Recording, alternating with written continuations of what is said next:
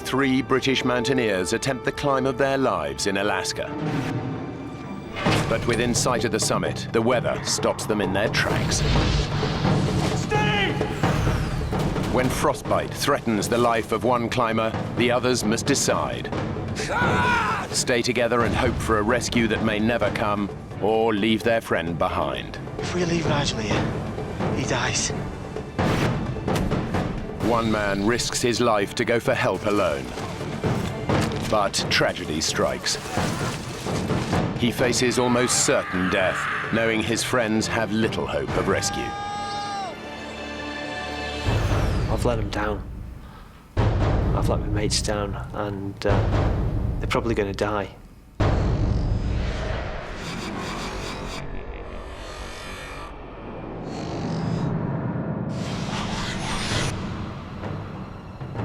Mount McKinley is the highest mountain in North America. It stands in the Arctic Circle. It's one of the toughest climbs in the world. The team has set their sights on the 20,000-foot peak.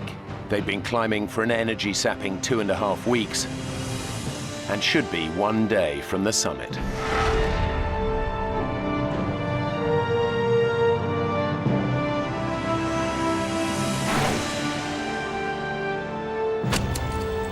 Steve Bull has been climbing for 18 years and has conquered some of the highest peaks in the world. For me, the mountain environment is a very special and beautiful place.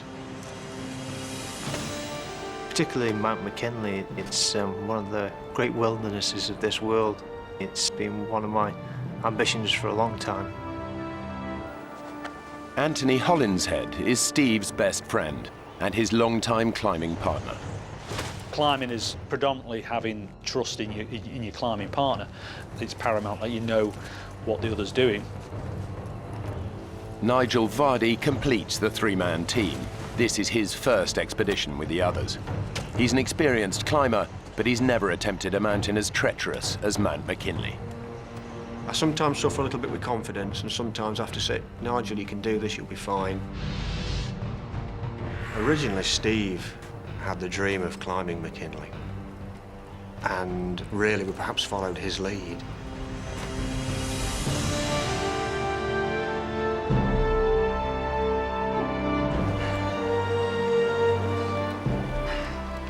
It would be the first big expedition that Nigel had done, so I think he was a little unsure of what was in front of him. With Nigel coming into the team, it's obviously changes the team dynamics slightly, I suppose. Stephen and I were used to making decisions. Right, you ready? There's an awful lot of pressure to work together well, because you are reliant on each other. Absolutely reliant. There is nobody else there. Come on, now, let's get going.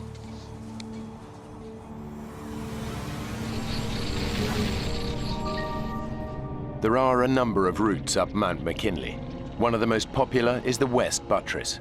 But Steve, Anthony and Nigel have decided to tackle the much tougher West Rib route.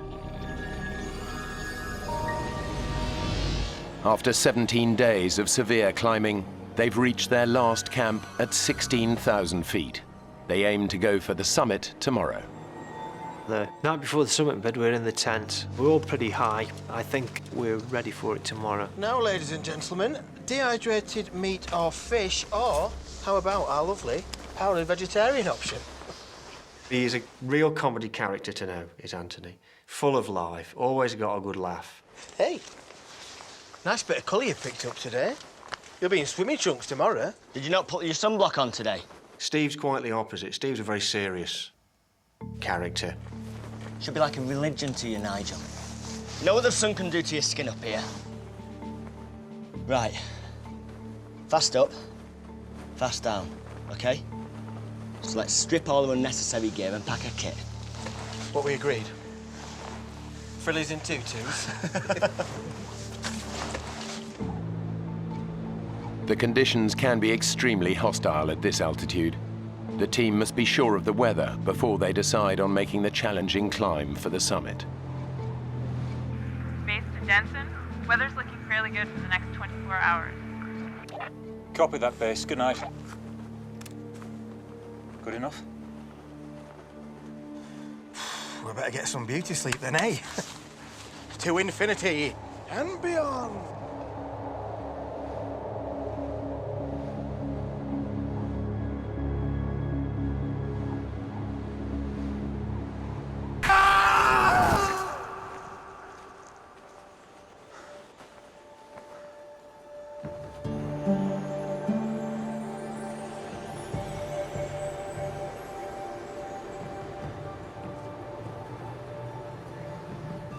Fellas, you should have had this done earlier.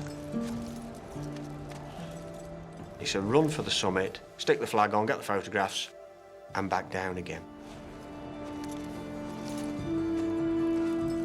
To get to the summit and back before nightfall, they need to travel light. They leave the tent and most of their equipment behind. The climb to the summit is about 4,000 feet from here, maybe a little bit more, and it's a lot to do in this altitude, so we've got to go light and get back down before it goes dark. They now face one of the toughest sections of the climb. Steve was sort of, come on, let's get on this thing. Bang, bang, bang, and away he went. On the opening stages, I'm not doing bad at all. But as the day is progressing, I'm thinking that we're moving pretty slow and we need to keep it moving a bit faster. It takes us such a long time to cover this. The time's really ticking away.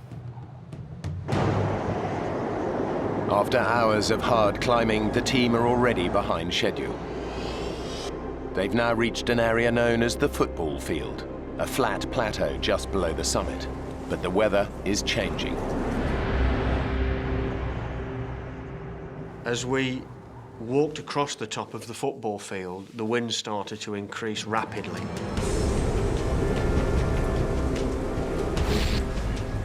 The temperatures dropped to around minus 50 degrees centigrade, with the wind howling over the summit ridge at about 70 miles an hour.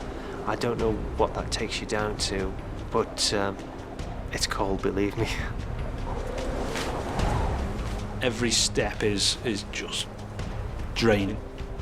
You're almost crawling, really, just to sort of get your face out of the wind.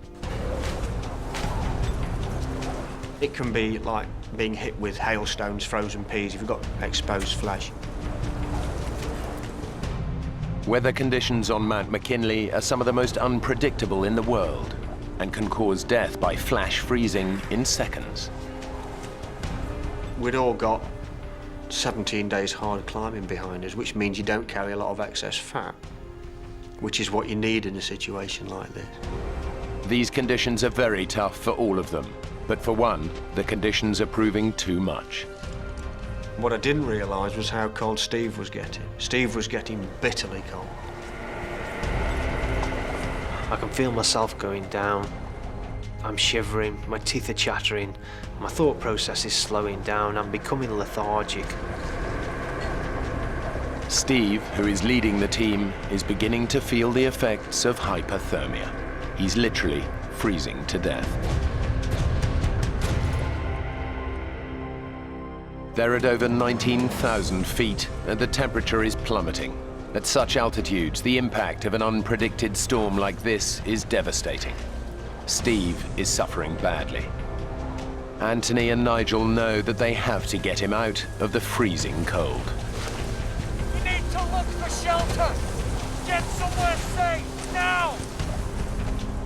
Finding anywhere to hide up there is very difficult. You really are out on your own. Right! Up there! By the grace of God, we found a crevasse at the base of the summit cone. We took our ice axes and opened the face of it up, which was very hard work. I can feel myself going down. I'm shivering. Hypothermia is going to come soon if I don't get out of this wind.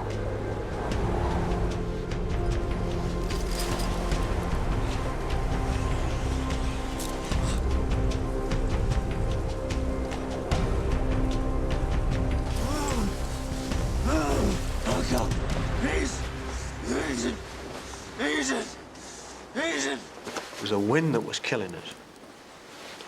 And once we were in there, I'm not going to say it was warm, but it was warmer.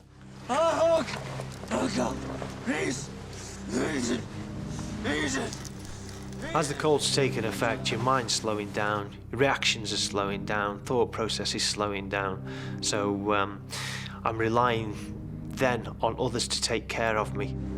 I need you to hug me. I need you to get some warmth into me. Steve asks me to sort of cuddle him, keep him warm, really. You ever tell anyone about this at climbing club? And you're toast.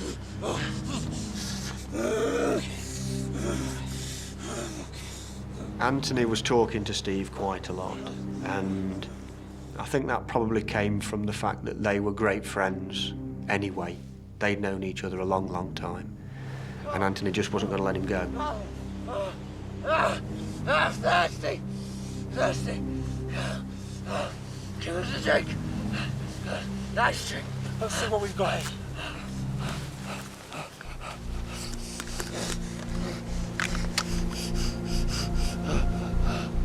Dehydration is a major, major problem. The team begin to regret leaving their equipment behind. What's that then, Nige? We should have carried a stove to reheat and to get some warm food inside us and possibly a better drink inside us.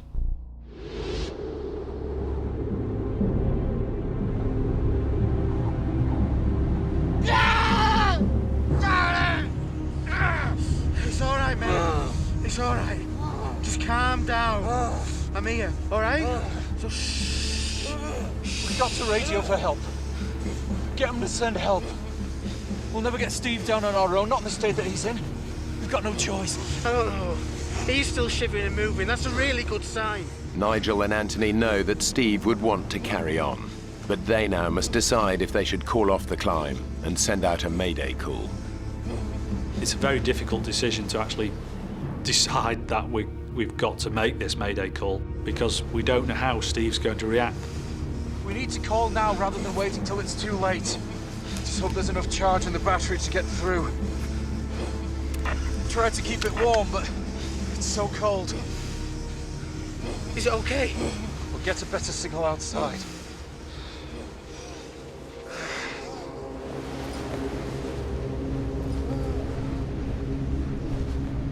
Base camp!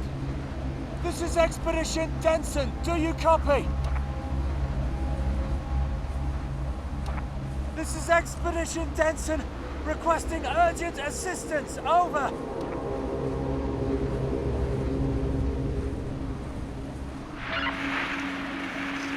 This is Base Camp. Base Camp receiving. If you're trying to reach us, we can hear your button being pressed, but no voice transmission. Repeat, your button, but not your voice. I felt very happy to hear somebody else's voice, that there was somebody there. But they were really struggling to hear us.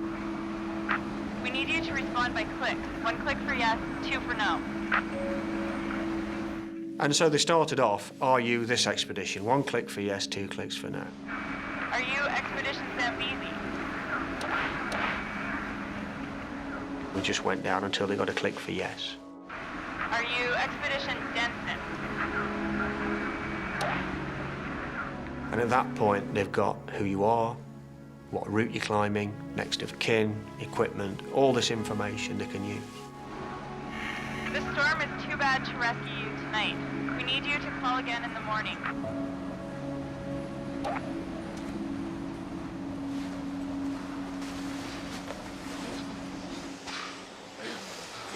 What did they say? I'm to call. Reconfirm our position in the morning. We've just got to get through tonight. Radio again tomorrow.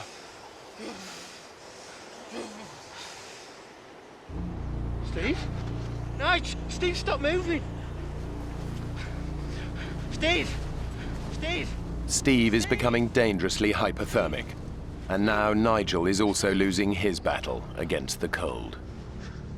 I don't realise I'm going hypothermic, and my own mind is shutting down.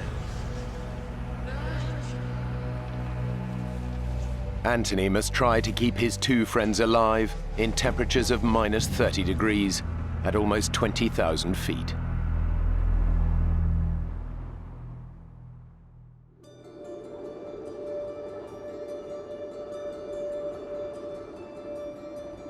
It's been a long night, but eventually Anthony emerges to see if the weather at least may be changing for the better.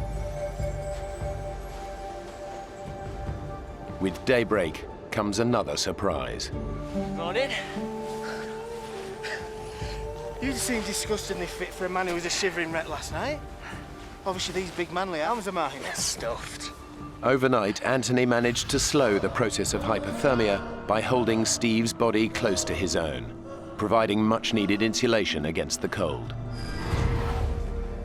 It was a vast improvement from the previous night.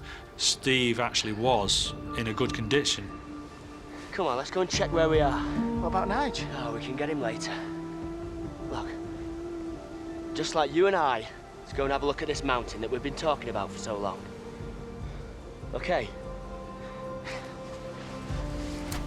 At this point, I'm still hoping to make it to the summit, for all three of us to get there.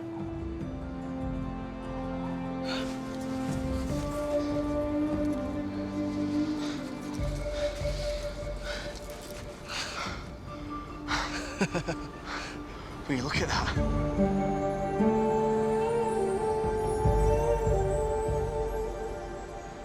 It's there for the taking. Come on, let's go for it. Steve, last night you were pretty bad, you know. Nigel thought, we both thought that he should radio a distress call. What the hell did you do that for? And what did they say? Nigel went outside to make the call. He said the radio didn't seem to be working. One last push and we're there. So let's get back radio base and tell them that we're all fine now. I'm sorry, mate, but you were a real mess. It's fine. Really. Let's just get back, get Nigel, radio in and push on.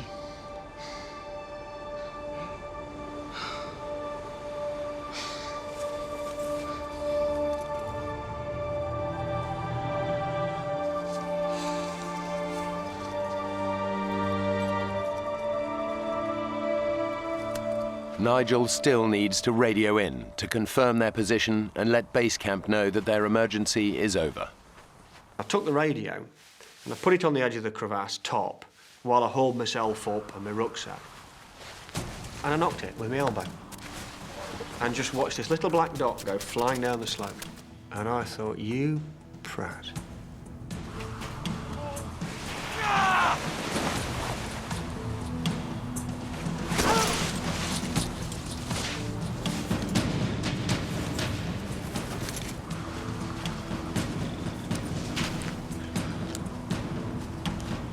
Base camp, this is Expedition Denson. Do you copy?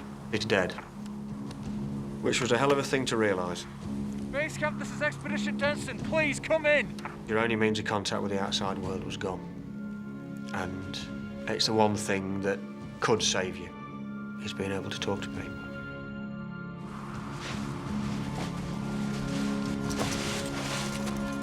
Nigel!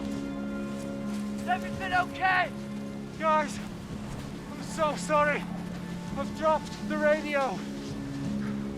I've broken it. Nige, your face. I'd missed this completely. I'd not realised it was happening. And he looked at me and I could feel his hand come up and pull. I got balaclavas here and just pulls them over. And I can't feel this cold. I can feel numbness, but I can't feel any further.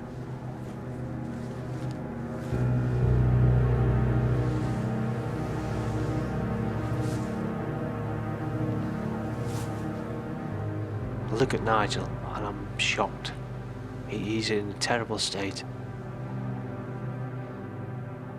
The day before, he got sunburnt on his cheek, and overnight frost must have got into this because his face was swollen up the size of a football. I don't know how long he's going to last. We've just got to get him off. Let's get you inside, eh?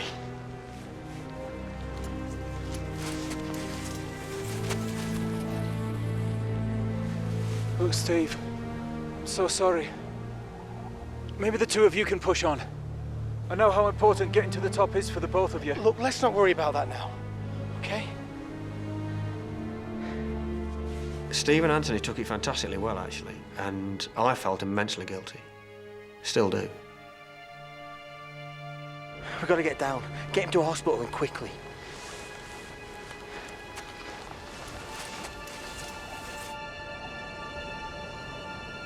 The mountain will be here next year, be here the year after.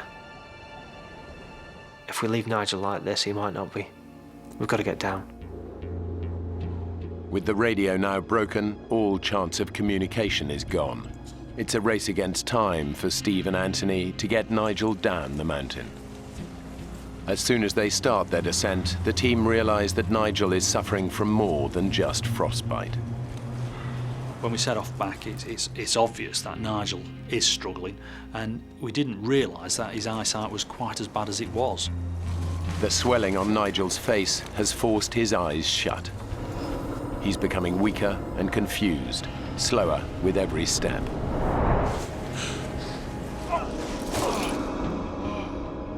It's a feeling of being out of control. Nigel! Keep moving! He was falling over and tripping over. It was painful to see. Steve was starting to cool down as again, and that was becoming a concern for Steve. I am worried about both Steve and Nigel at this stage. Left out. Put it round me. Go on, fellas! Keep the pace! Come on! Put it round me. Come on! The temperature has now dropped to around minus 30 degrees. Nigel is slowing the team down, and Steve knows that it won't be long before he again succumbs to the cold. We've got to get down. We've got to get somebody down now and organise a rescue.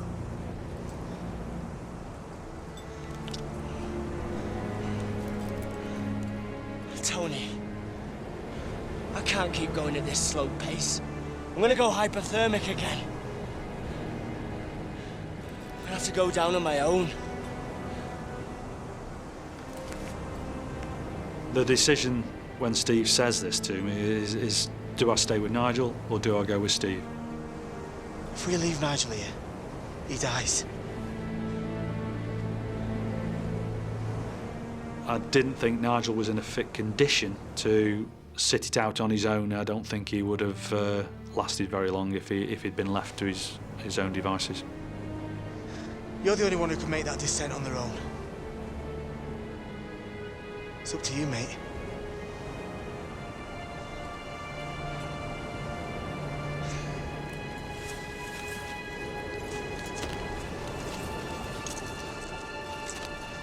Are you sure? Yeah. It's very selfless of him to stay with Nigel. You be all right? Will you? See you later. Steve.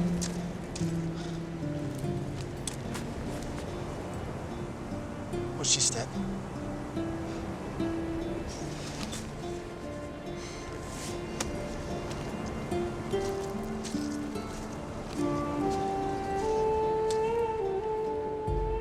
Somewhere in the back of my mind, I can hear some mumbling going on.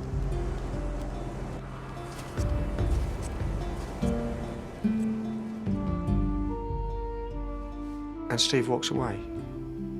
And I'm looking at him, squinting, thinking, Steve, where are you going? And he's gone.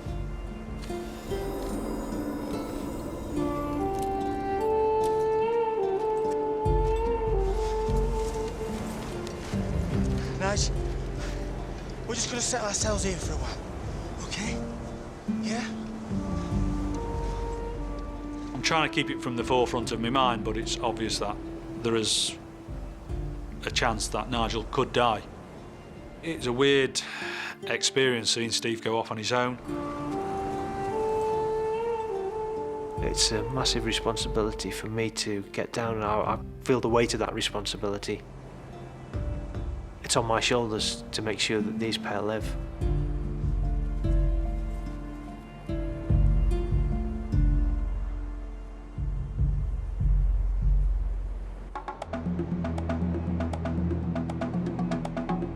Steve believes the lives of his friends now depend on him, successfully making the treacherous descent down the mountain alone to raise the alarm.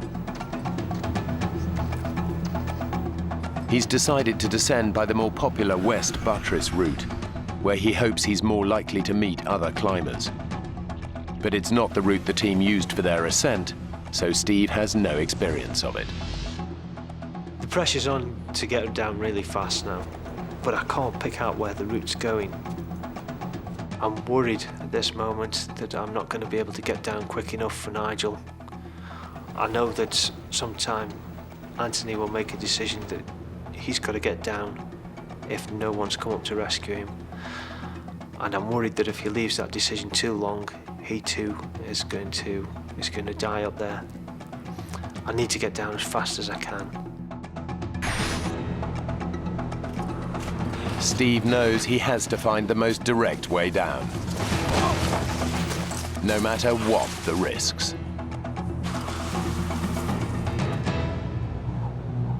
I'm going to go for the ice chute. I think it's the fastest option, and I can clearly see where I'm going.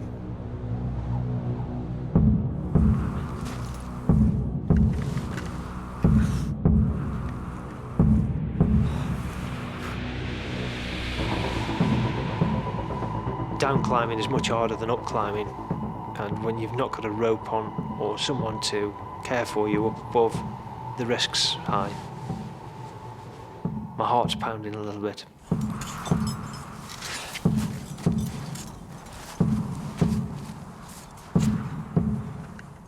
Everything seems firm, everything's holding. Okay, big breath, come on, let's go. Good. Solid.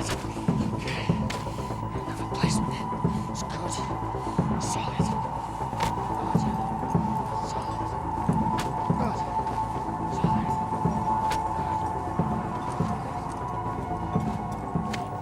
All of a sudden there's a crack. And I'm off. The adrenaline's going, and I'm thinking so fast that these seconds I'm falling feels like minutes.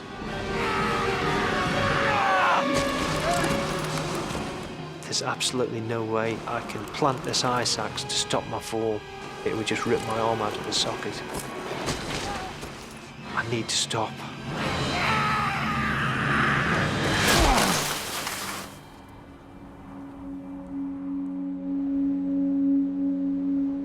Steve has fallen around 1,100 feet.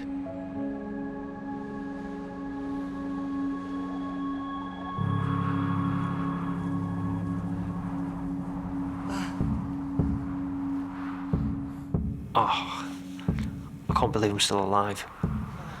The fall should have killed me.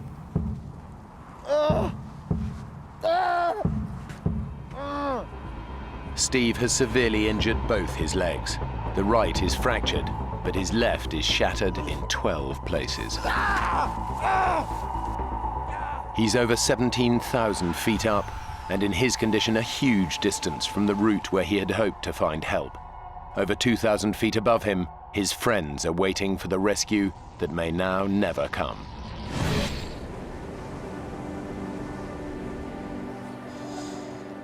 We still can't eat or drink anything, and this is almost 36 hours after we'd set off. So, you know, it's a long time to go without taking anything on board. There is little we can do to stay warm without using our energies up. Not knowing quite what the next step is going to be.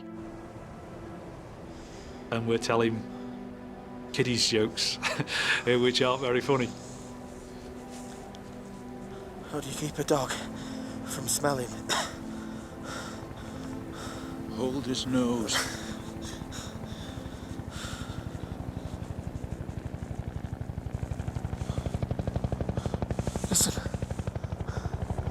listen. Steve's got down and given him our position. We're gonna be okay. You're listening and listening and listening and thinking to yourself, fantastic. This could be it. Help! Help! I can hear helicopters. You can hear the chopper blades coming round and round the mountain. Help! Thinking to myself, are they looking for us? There's a rescue party coming up the mountain now, or we're going to be safe.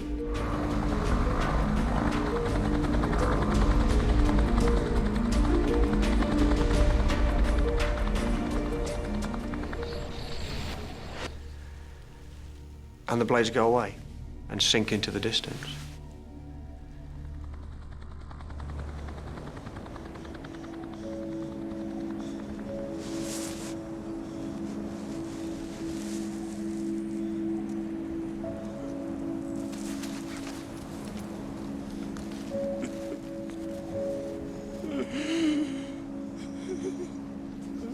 At this kind of altitude, a helicopter rescue is virtually impossible. Whatever they can hear, it's unlikely that it's deliverance.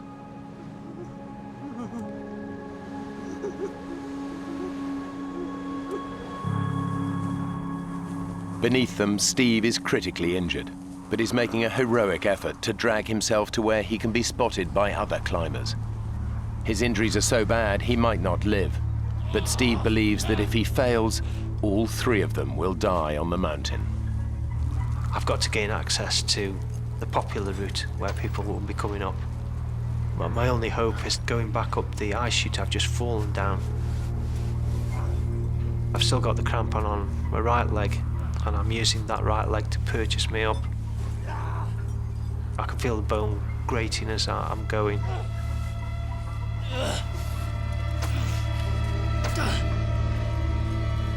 I get so far up, and my crampon slips, and I'm sliding back down again. On the way down, I bang my left leg.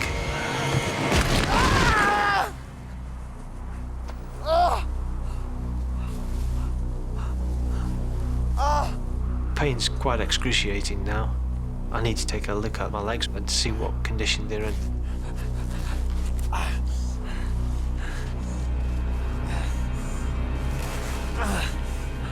I roll up my trousers.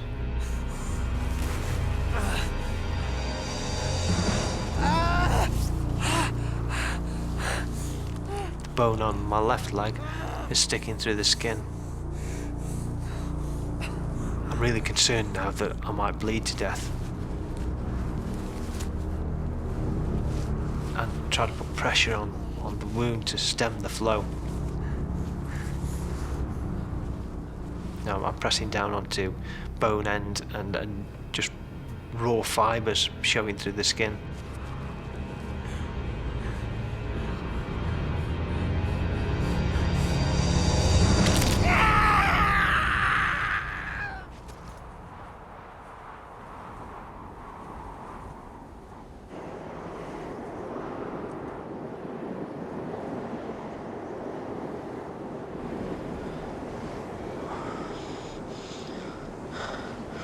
Knock, knock.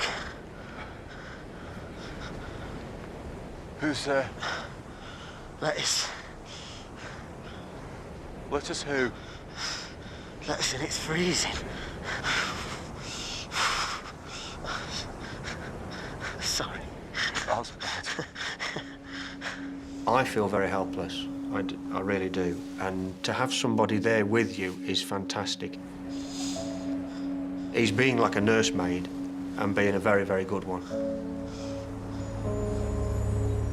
Frostbite has started to affect Nigel's hands and feet. They're deteriorating fast.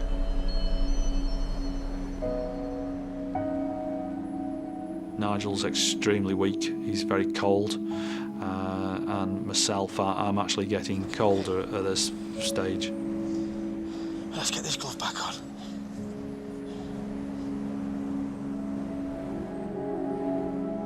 As time ticks on now, I am becoming a bit disconcerted about being out another night with Nigel in a very weak condition. Come on now. Won't be long. Could be on the way any minute.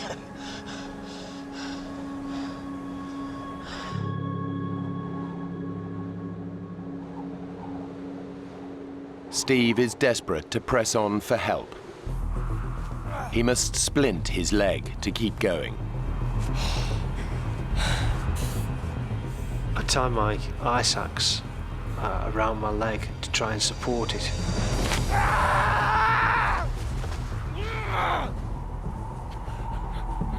Everything's lined up now, and I'm looking in better condition.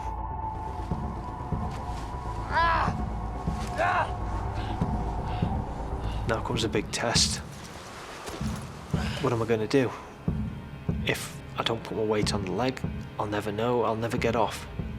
Gotta give it a go.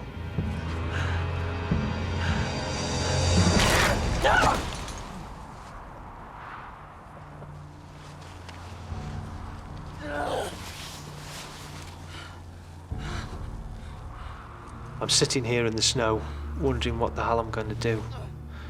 I can't stand up and walk. I've tried crawling.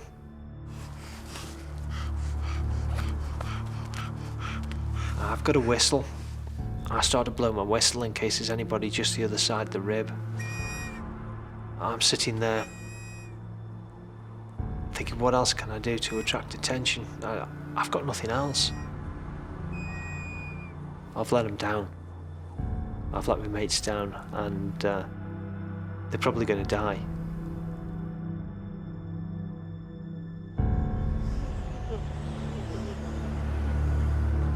They have now been exposed on a barren mountainside for hours. And even though the Arctic nights are very short, as the sun gets lower, it just gets colder and colder. It's getting close to sort of 9, 10 o'clock, 10:30 time, where I'm starting to realise that at that time of the day, it'll be very unlikely that a rescue party will come to us. And as a result, it's starting to hit home that we could be out in a very exposed area for a second night.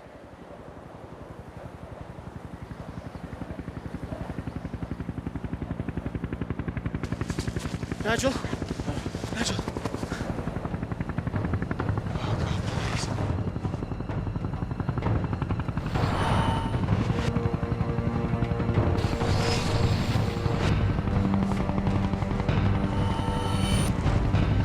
Nigel! Look!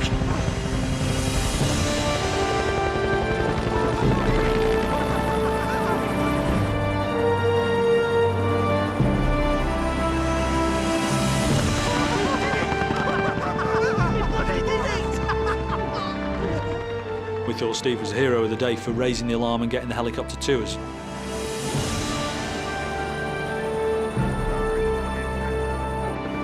At 19,500 feet, this is still the highest helicopter rescue on record in North America. And it was only attempted because of Nigel's mayday call the previous night.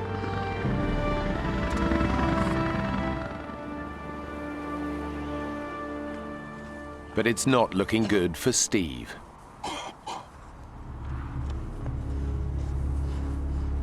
Night is beginning to fall, and in these temperatures, Steve knows he'll be lucky to survive the hours ahead.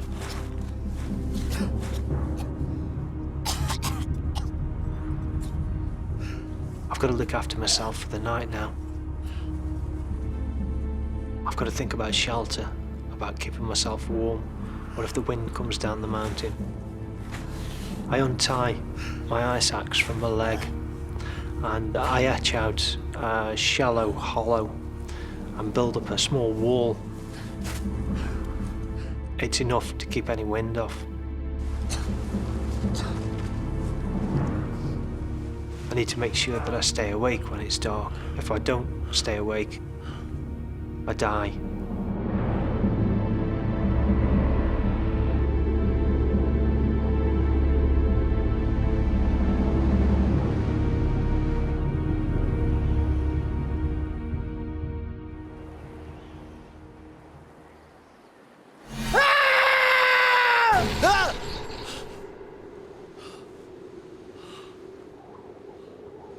This is it. The sun's gone down.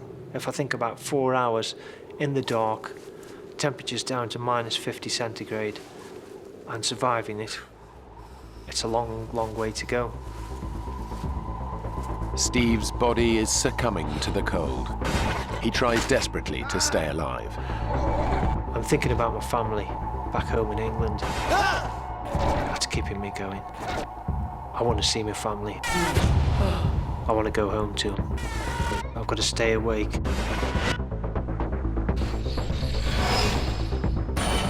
I'm messing with my leg. Putting my goggles over my eyes so my eyes don't freeze. Even tapping my leg to stimulate some pain so that it keeps me awake.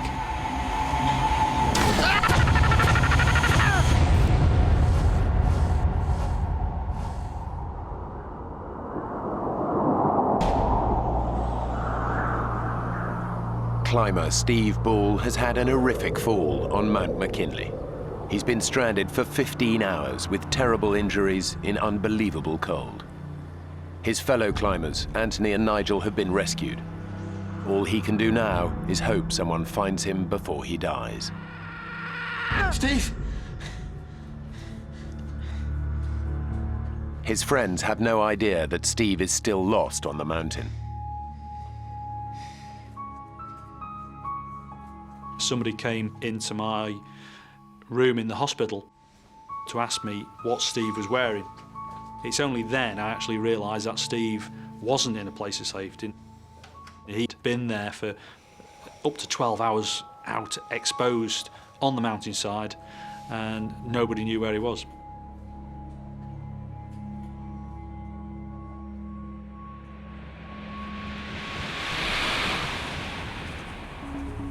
Climbers have now been alerted and are out searching for Steve, but they have no idea where to look for him and have little hope of finding him alive. It is rare for the human body to survive overnight temperatures as low as minus 50 degrees.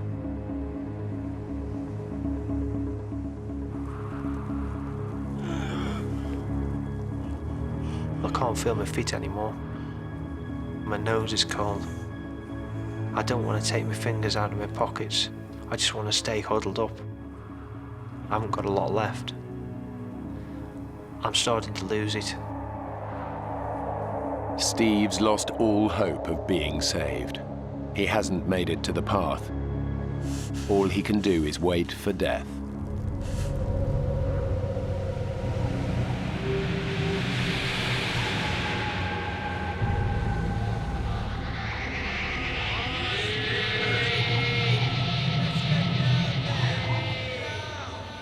I'm hearing voices, and I don't know who it is. I think I'm dreaming. But it's not a dream. These voices are real.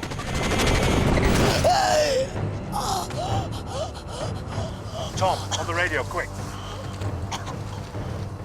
I know these voices, and I know I'm being rescued.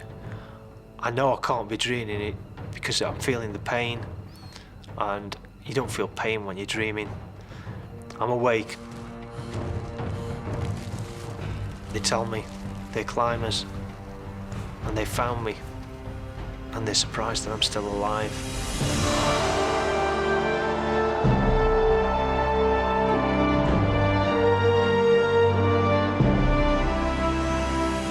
I'm cold, but I'm alive, and I'm going to stay alive. I want to go home.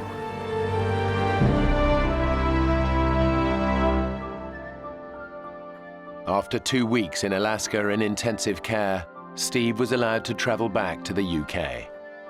He spent a further 6 months in hospital and another 2 years in rehabilitation.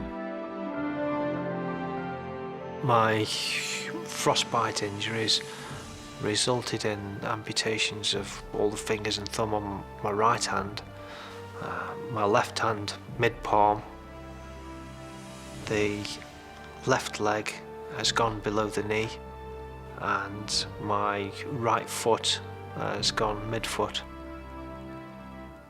and of course, a little bit of nose.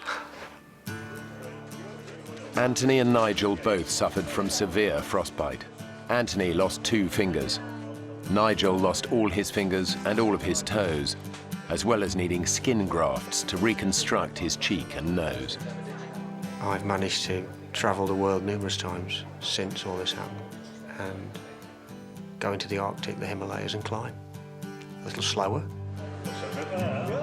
Steve's asked me, as he would, whether we could go back and do it again, and I'd like to think that we will get back and get another expedition planned, possibly all 3 of us together, and do something.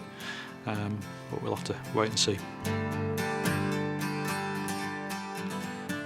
I'm disabled now, but I'm out fell running, out walking, I go rock climbing, I go mountaineering, snowboarding, skiing, canoeing. I still go back to the mountains, I still climb, and I still get the same pleasure and enjoyment from the mountains. So, no, it's not worth losing life and limb. But you can't stop going. I'm hooked.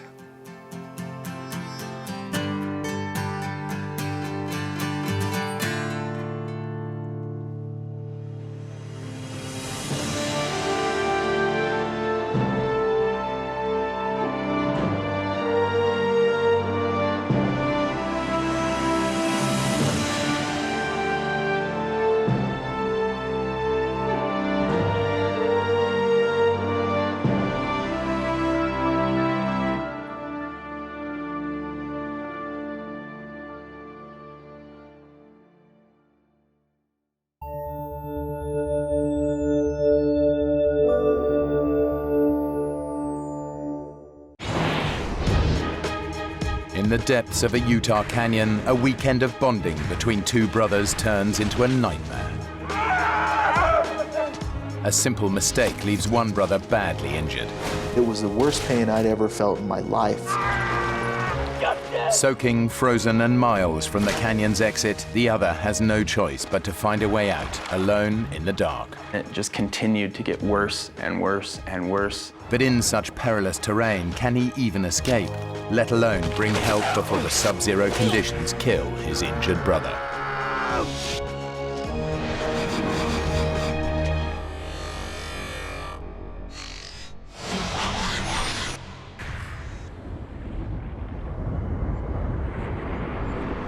Southern Utah. This iconic western landscape is the result of 25 million years of sandstone erosion, which have left deep canyons littered with boulders and pools of freezing water.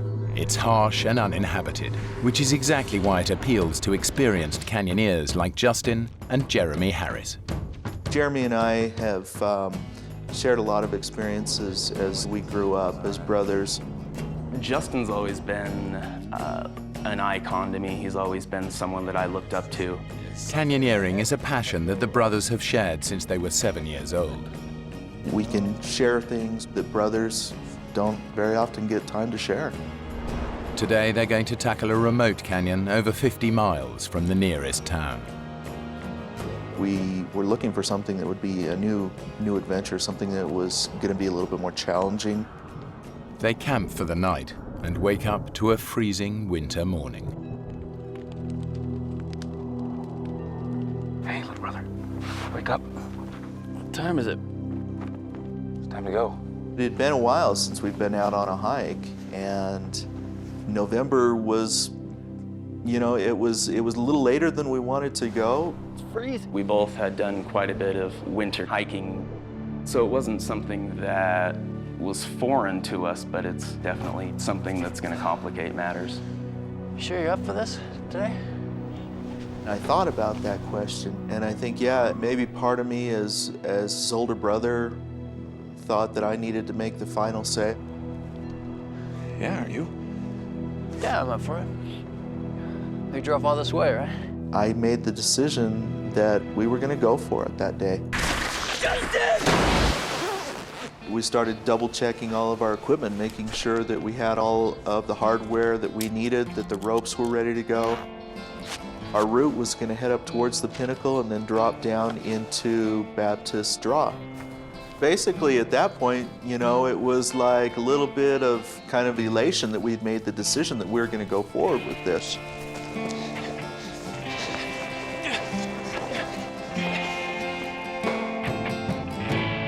As they race towards the canyon's entrance, it's Jeremy, the younger brother, who's at a disadvantage. As a child, he suffered from a debilitating hip condition that led to a full hip replacement when he was only 21. All of my growing up years, it was something that dictated what I was able to do and what I wasn't able to do. Hip acting up? It's never like the cold. Jeremy's really suffered, and I was always a little bit in awe of the fact that with his artificial hip, he would push himself, and he would find a trail, or he would find a new peak that he hadn't climbed yet. The brothers plan to follow a circular route. The descent into Upper Chute Canyon will take them 500 feet below the surface.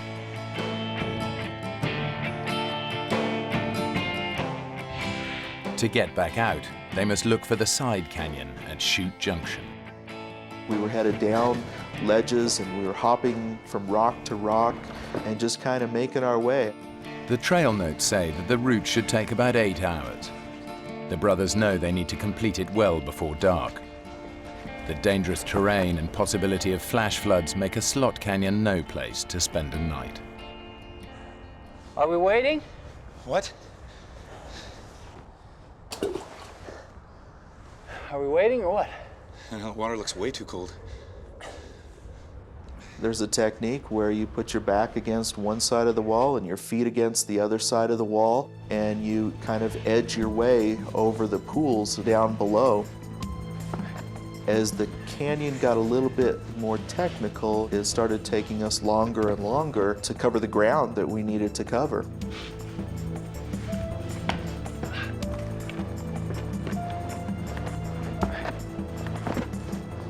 I didn't get too concerned about the pace that we were making until we got to the rappel. Is this it? That's it. The drop is too steep just to scramble down. They'll need to use ropes. I could feel the cold wind blowing up into the canyon, and I was starting to get nervous at that point. Justin had not rappelled ever before, had never even put a harness on. How far down do you think that is? 6,000 to 7,000 feet, at least. You know, you're my least favorite brother. I know.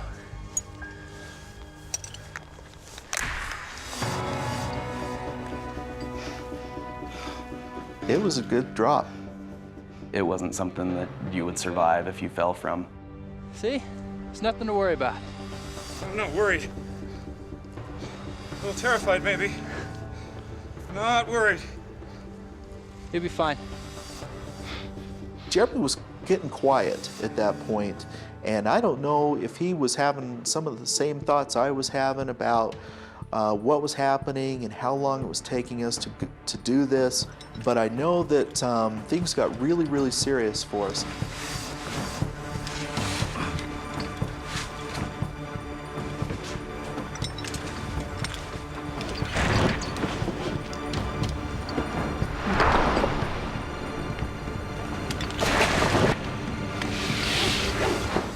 When my feet hit the bottom, it was like huge relief. I thought, hey, that really wasn't too bad.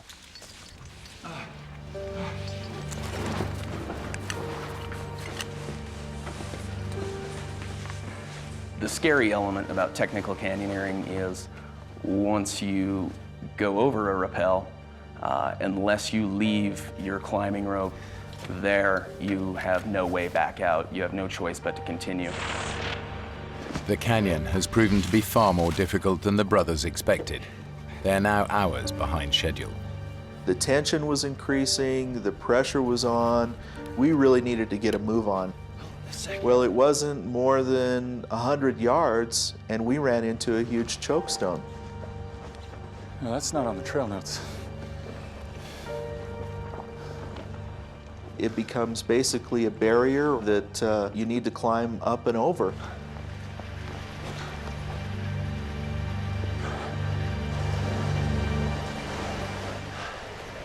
Got some water.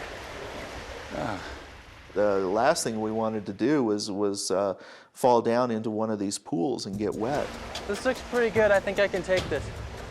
Well, let me get back up there. I was confident that we could down climb it and not have any problem. Jeremy, wait! Ah! Jer! Jeremy! Jeremy! I remember when I heard that splash, that was the last thing that I wanted to hear at that point. Jeremy! Jeremy! Jeremy!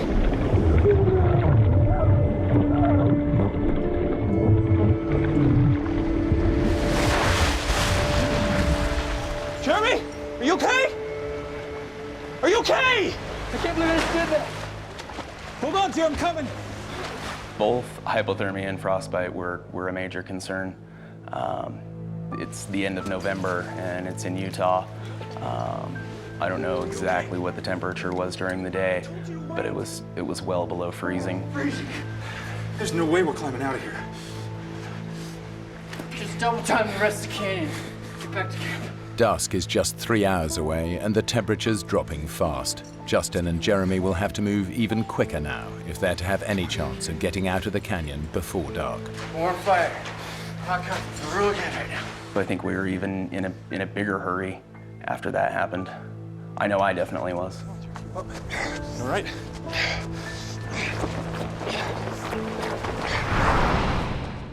Now the weather, which has been deteriorating all day, takes a dramatic turn for the worse. It probably wasn't 10, 15 minutes before there was maybe an inch of snow. It was very cold. And then we hit another big chokestone. I remember looking down over the back of it and looking at that pool and thinking, oh great, water again. You think this canyon has something against us, do you? Yeah, I think it might just. It was a very tricky down climb, even though it wasn't far. There were very few handholds and very few places to stand on the way down. And footing was a little slippery because of the snow. I'm slipping. I'm glad you were there. And I remember just holding on to his hand because that was the firmest thing that I had to hold on to. Okay. I remember feeling a shift in his movement and believing he was going to jump to the floor because it really wasn't that far. I let go.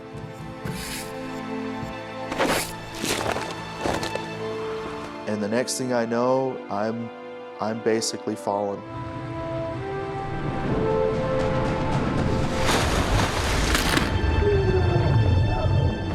Justin!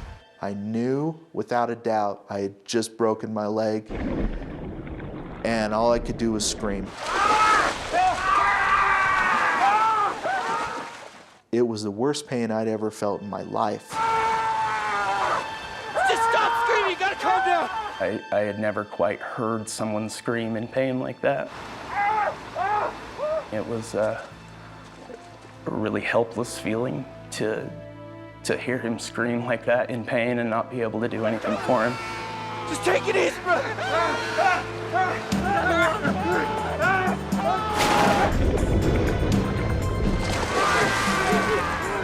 Get up and help me! Take it out of the water!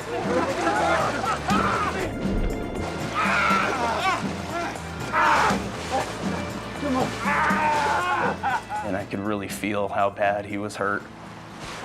It was very obvious that that there were things in places where they shouldn't be.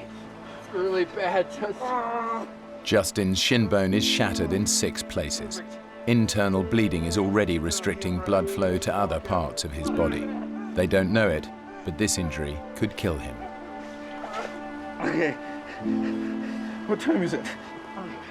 I remember thinking that my brother has an artificial hip. He can't carry me out. I can't walk out. I can't crawl out, and I'm stuck here. We're gonna get through this. You think? Okay, make If I was going to get out of there, it was going to be up to Jeremy. That was really hard to be the one to take charge, because forever before, he was the person that I would look to when I didn't know what to do. 455, check back to the car. When I looked in Jeremy's eyes, I could tell just how scared he was. Really bad. You got maybe an hour of light. I was gonna leave him there and hike out, which is really hard to do, for the fact that, one, it's my brother that I know and love very much, and two, that real soon I'm gonna be by myself. Okay, you're gonna have to move me. Up against the wall, out of the wind. You ready? Okay, just do it, do it! I think both of us knew just how serious of a situation we were in. Justin's in real danger. Between his injured leg and the freezing temperatures, his chances of survival decrease with every passing hour. Jeremy needs to move on. It's another 4 miles to the side canyon exit, and the light is fading fast. That's the side canyon there, right? I'll just crow's nest it up here. Double time it back to the car. Call for help. Just take it one step at a time. How you feeling? Good. Considering I've never been this scared. When we started divvying things out and going through the backpack, we came across my camera. And one of the last things that we did was take a picture of each other, because I remember saying, well, we better take a picture of each other if we don't ever see each other again. I thought that maybe I might never see him again.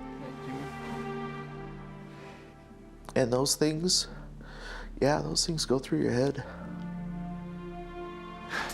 Remember what I was saying about you being my least favorite brother?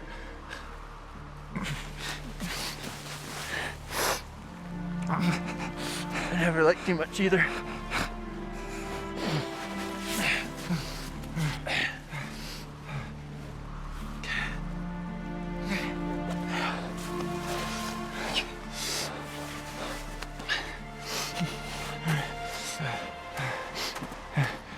Hey, chair. Yeah. Yeah. How do you think the hike's going so far?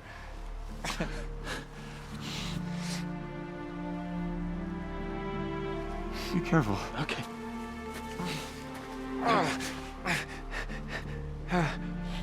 I could see him for a while before he went out of sight.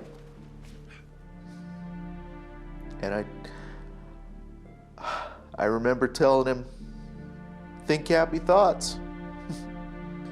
And you can do it. According to the trail notes, Jeremy should be out of the canyon in 4 hours. But so far, the route has proven more difficult and far slower than expected. I think we were both pretty confident that I was going to be out soon and I could call someone and we'd get him out of that canyon.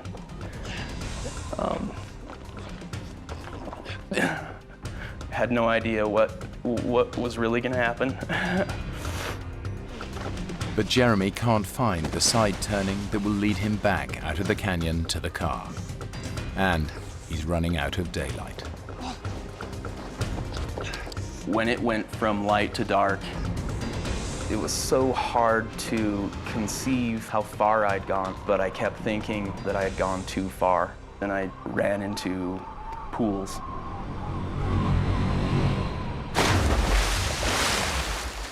And lots of them. At that point, I didn't have a choice whether I was going to get wet or not. What I was looking for was the last canyon that would take me back to near where we started. And I had these trail notes in a pocket on the side of my leg, which was open. It was unzipped and didn't realize that. I looked down and watched water wash into that pocket and wash my trail notes out. It's so murky and so muddy, you can't see anything in it. But just probing through the water with my hands, trying to find it, I couldn't find it. So I continued on. It's been 5 hours since Jeremy left his brother, and there's still no sign of the side canyon.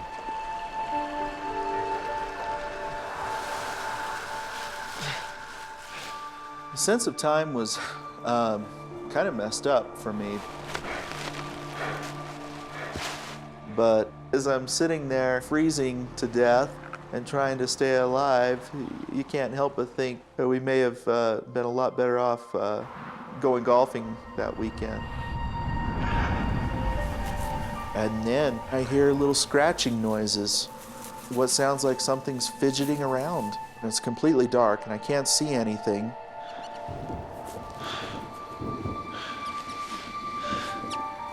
Hey. What are you doing down here?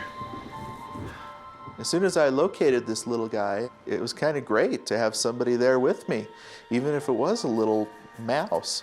A nut? A raisin? A freeze-dried banana? Get some of that in here. You look like a nut kind of guy to me. Oh, personally, I prefer the raisins. We kind of became pals there for a little while. And then he scurried off. I was almost sad to see him go.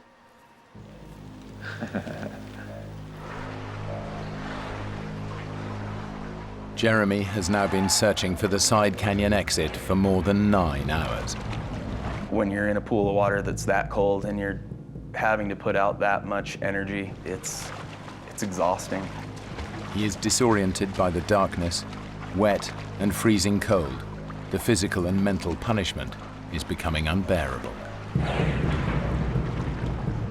The whole time it had seemed as if it cannot get worse than this. And it just continued to get worse and worse and worse.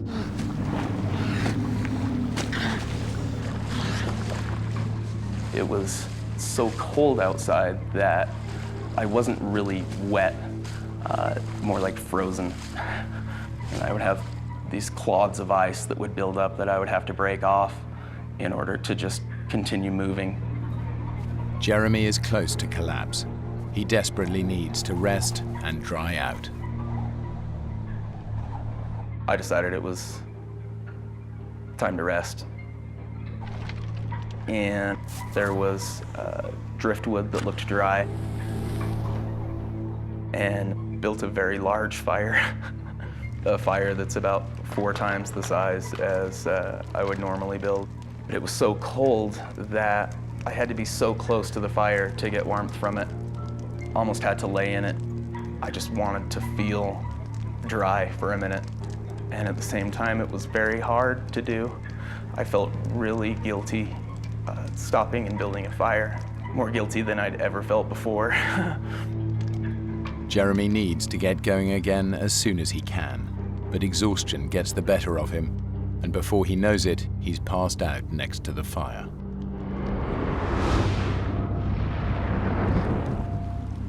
Deep in the canyon, Justin is beginning to realize just how badly his leg is hurt.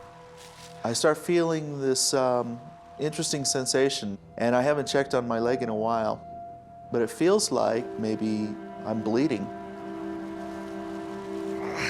I'm looking at it and I'm seeing these blisters, these huge blisters that are coming to the surface on my leg. They're rupturing and the fluid is running down my leg. And the swelling has gotten a lot worse. And I didn't know exactly what to make of this. I knew it couldn't be good. Swelling in Justin's broken leg has created so much pressure that blood fluids have burst the veins and capillaries to create fracture blisters. If infection sets in, Justin could lose his leg.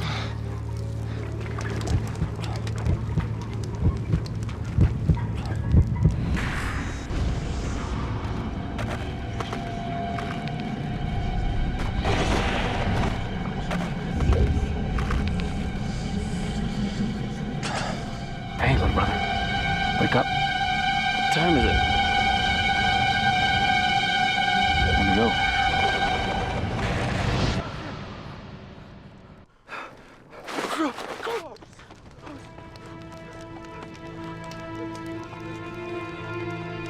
I burnt almost everything. Burnt my pants and burnt my jacket, but thankfully didn't start on fire myself. So I put myself together and headed back to where I'd left off. Jeremy should have been out of the canyon by now, but in the dark and without trail notes, he has missed the side canyon exit. Now his every step takes him further away from civilization and any hope of rescue for his brother.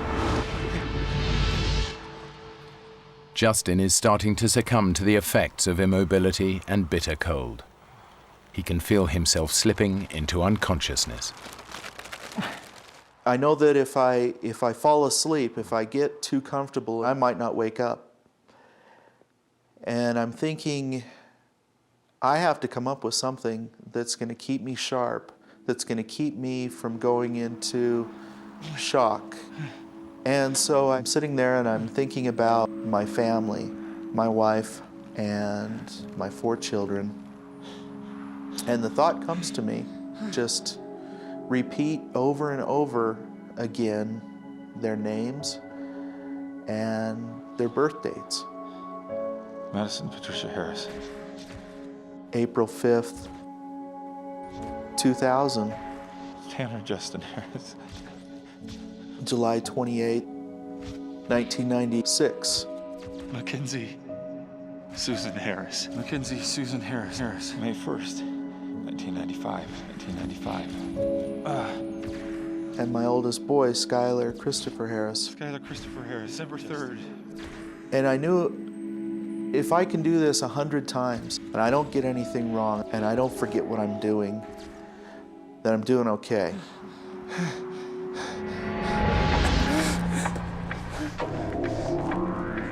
Deep inside the canyon, Jeremy hits a series of sharp drops, and for the first time realizes that he is completely lost. I'm going the wrong way.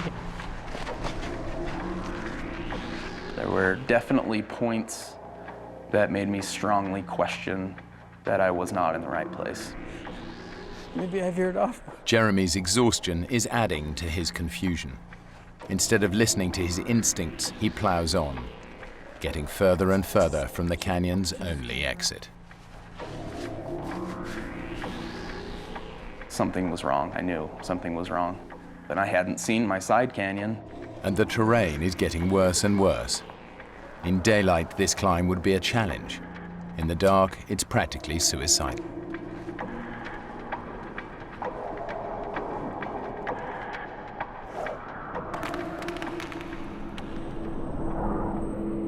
Patricia Harris. April 5th, 2000. Mackenzie Susan Harris. Mackenzie Susan Harris. May 1st, 1995. Skylar Christopher Harris. December 3rd. Patricia Lou Harris. I got stuck. And all of a sudden I realized that one of my worst fears is happening, that I might be starting to lose grip on the situation. And that really scared me. And so as painful as it was, I pretty much forced myself to stand up and endure some pain to try and get my system in check.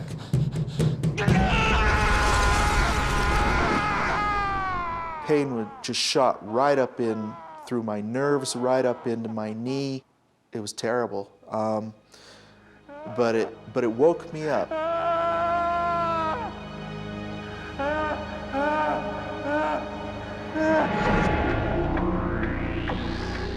The way I'm going, that's the way.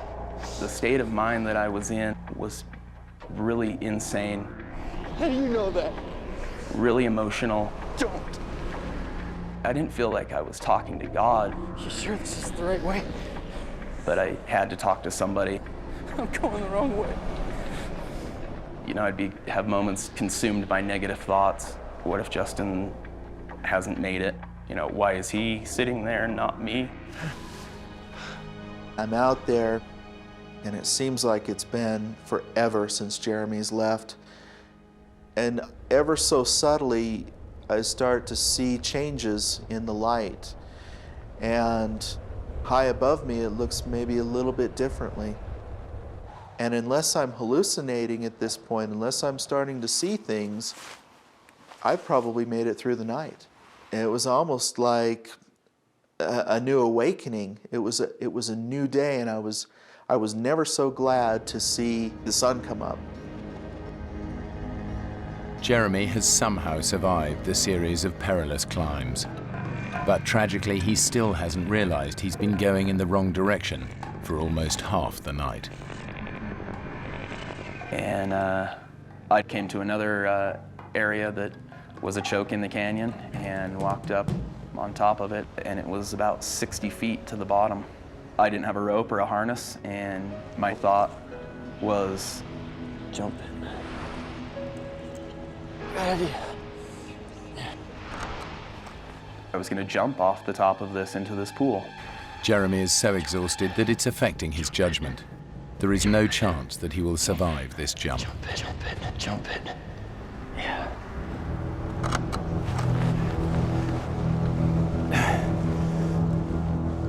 And I picked up this rock and threw it off. I remember watching that rock fall through the air and hit the pool. I instantly, my mind switched. I was like, no, what are you thinking? That's impossible. That's ridiculous. I don't know how much more this I can take. Immediately, my thoughts reversed, and my plan changed to go back to Justin. It's a dead end. All that Jeremy wants to do now is get back to his brother. Ironically, for the first time in almost 12 hours, he's going the right way. And then I realized what it was going to take to get back there. He's got to climb back up the cliffs that last night he risked his life scrambling down. It was literally having to do the impossible.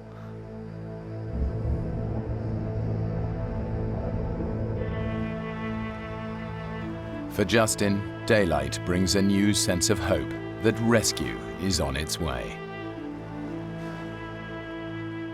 I could see the sunlight on the cliffs above me changing, and it's getting closer to me.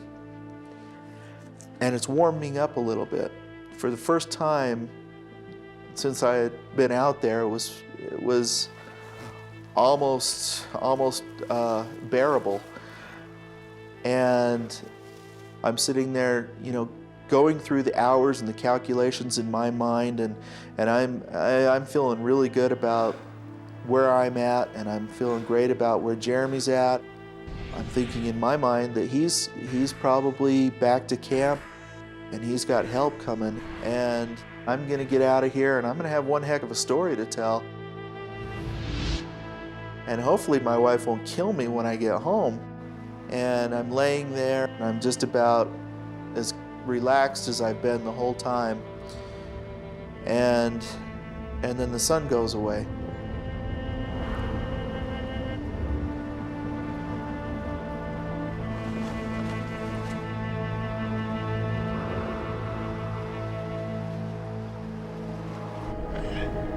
Jeremy has now been climbing through the canyon for over 24 hours.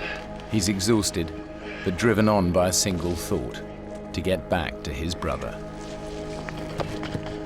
Climbing up and taking so much energy, getting part of the way or most of the way up. I had never felt so drained.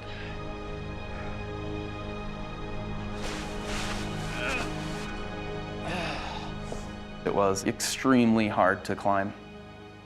Some of the hardest things that I've ever had to climb up in my life.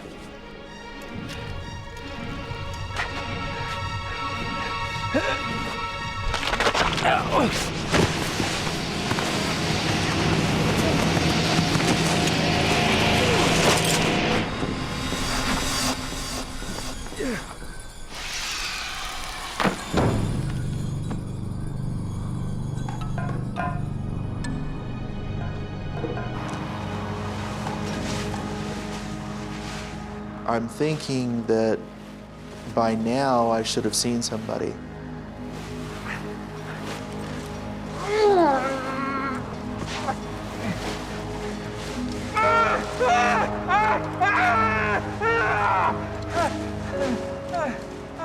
I had to accept the fact that as positive as I was about the situation and as hopeful as I was about my situation, that it wasn't looking really good for Jeremy.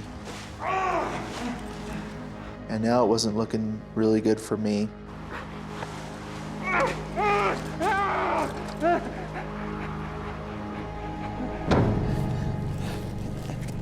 Looking back on it, climbing up these pour-offs, what I remember of it, maybe faced with knowing that it was impossible, I was able to find strength inside me somewhere and abilities that I didn't believe I had or existed.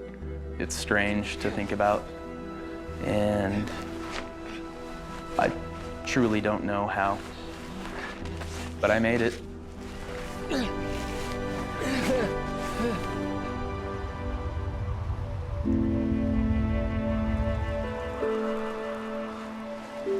Jeremy? Jeremy! I'm thinking about my brother out there somewhere, and I'm picturing him frozen somewhere because it's too cold and he just can't make it. And I'm starting to lose hope. And I started to think that maybe he was dead.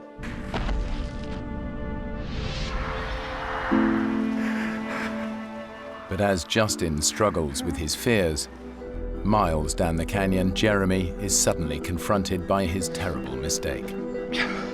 He stumbles across the side canyon exit. Disoriented by the darkness, he simply missed it the night before. It was so obvious. I can't conceive how I would have missed it, other than just the state of mind that I was in. I definitely should have seen it.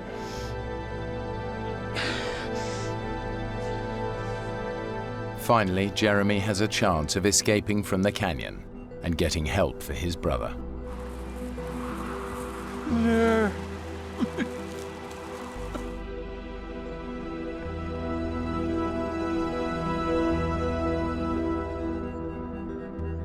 The brothers' camp should be 20 minutes from the side canyon exit, but after 2 hours of searching, he still can't find it. I really wasn't sure where camp was at. My tent has a yellow rain fly over it, a bright yellow rain fly, and Justin's car is red. And off in the distance, I saw red and yellow, and I saw it as clear as day. And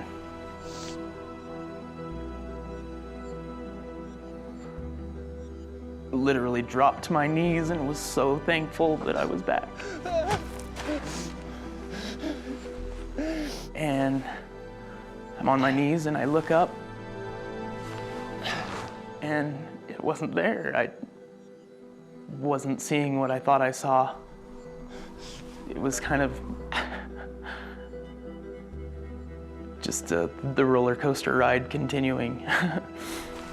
Jeremy may be out of the main canyon, but he cannot find the trail back to his camp, and in just 2 hours the sun will set. At the bottom of the canyon, Justin's battle for survival has become one of sheer will and faith in his brother. I knew he would do everything that he possibly could to get out of that canyon and to get help in for me. I knew he wouldn't give up, no matter what. It's really hard to convey to someone how exhausted I was. I'd gone so far beyond what I had imagined my limits were. I wasn't sure whether I should believe that it was really there or not.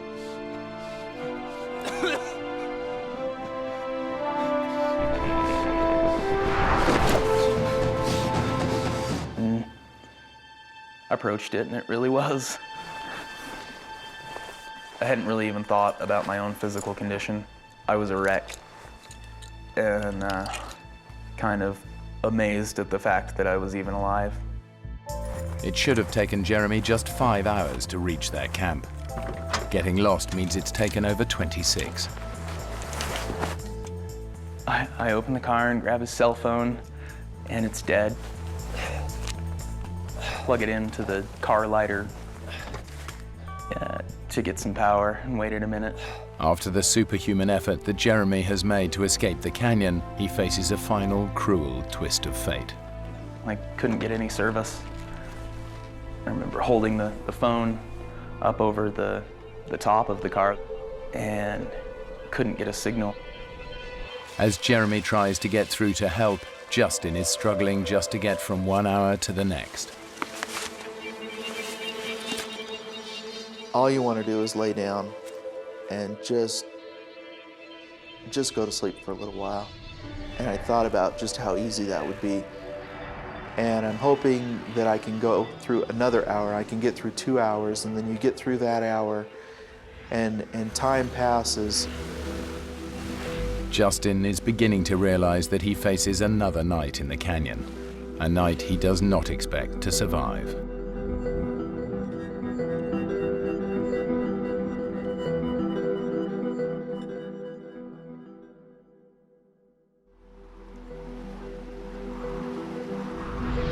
As the sun rises after a second night exposed to sub-zero temperatures, and with no idea if his brother is alive or dead, Justin knows he cannot survive much longer.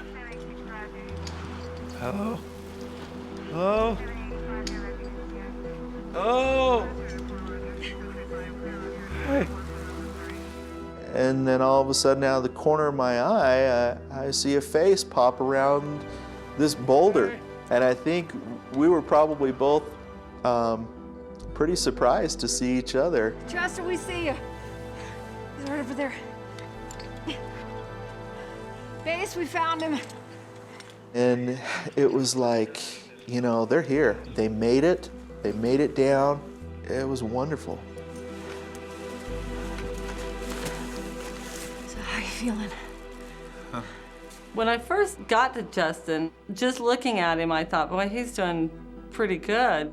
Well, aside from the shivering, I think I'm okay. Shivering, it means that he is maintaining his core temperature on his own, so that was a good sign to me. My brother Jeremy, where's he? He needed some medical attention. Why, what happened? No, he just got into a little disagreement with the canyon over who was tougher. But he's gonna be okay. I was overcome with emotion. For the first time, I knew that you know, he was out for sure, and I'm getting out of here now. Right. Let's take a look at that leg. I cut up his pant leg just enough to expose the injury where his leg was, and it just totally took me by surprise. As soon as I saw his leg, I knew that we had a very serious situation. Although Justin seems okay, toxins and poisons have built up in his shattered leg to such a degree that moving him risks releasing them into his system.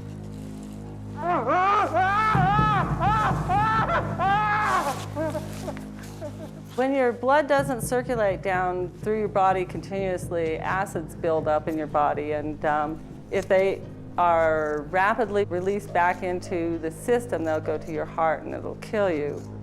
I really thought at that time, he has a really high potential of losing his leg, but even more so of losing his life.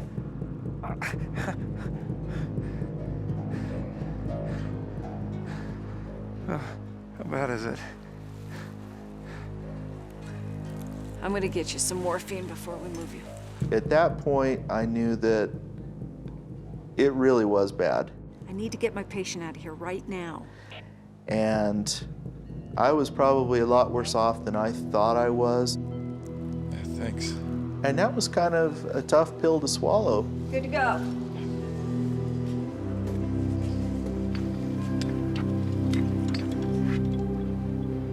I'm laying flat on my back, and you know, for the first time, I'm getting a pretty good view of the canyon that we came down to see, and so I'm kind of looking around, and it's a nice canyon.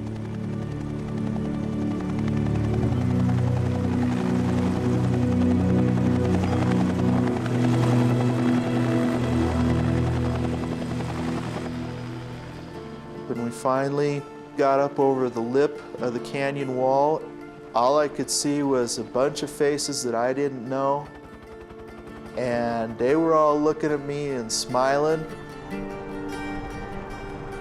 Thank you. Okay. Thanks. You do great. Thank you, guys. Hey, Justin, would you like to speak to your wife? I says, yeah, I want to talk to her. Trish? And Trisha says, hey, are you okay? And I says, yeah, I'm alive. I love you, and I'm alive.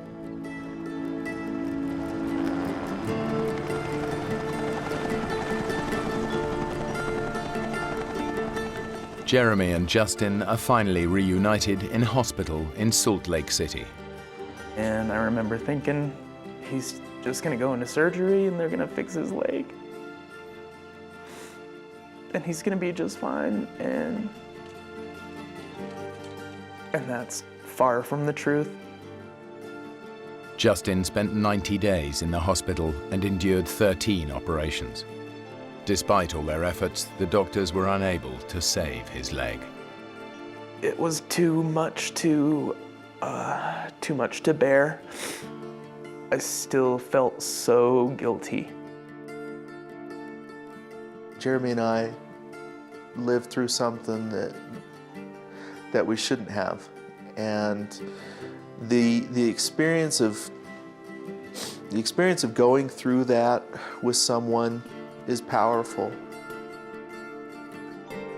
I think just being born of the same mother doesn't make you brothers, and the term brother is a very sacred term to me, and Justin's definitely my brother. Neither Justin nor Jeremy has ever gone canyoneering again. But their bond as brothers is closer than ever since they survived that terrible weekend.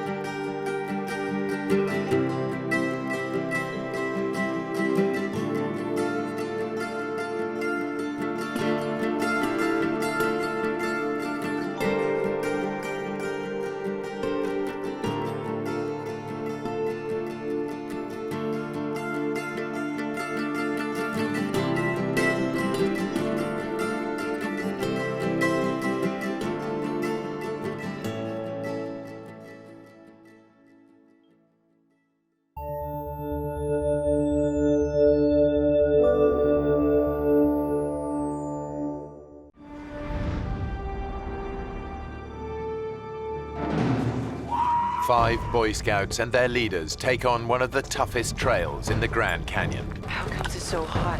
But they're soon at the mercy of a freak heat wave. And as their water runs out, what started out as a fun adventure quickly turns into a fight for survival. Three 15-year-old boys risk their lives in a desperate race to find water.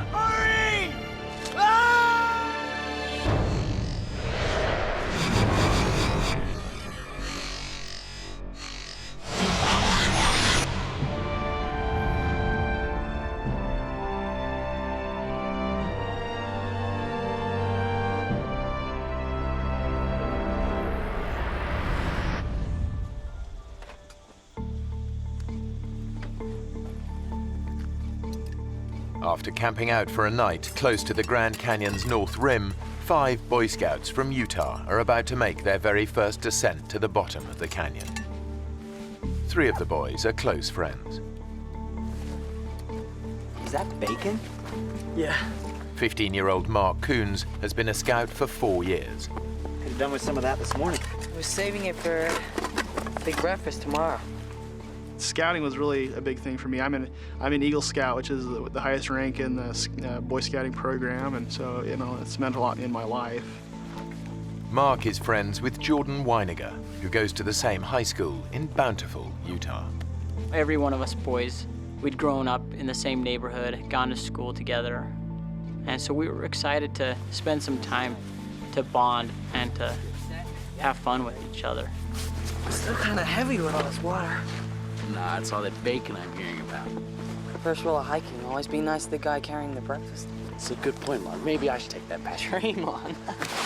Making up the trio of friends is David Phillips. He's the most experienced hiker of the 3.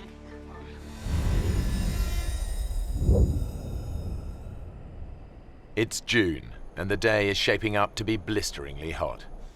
The leaders are following the first rule of Grand Canyon hiking. Take water and plenty of it.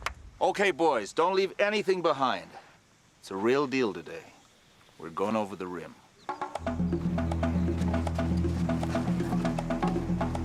Guy Davis is the Scouts leader.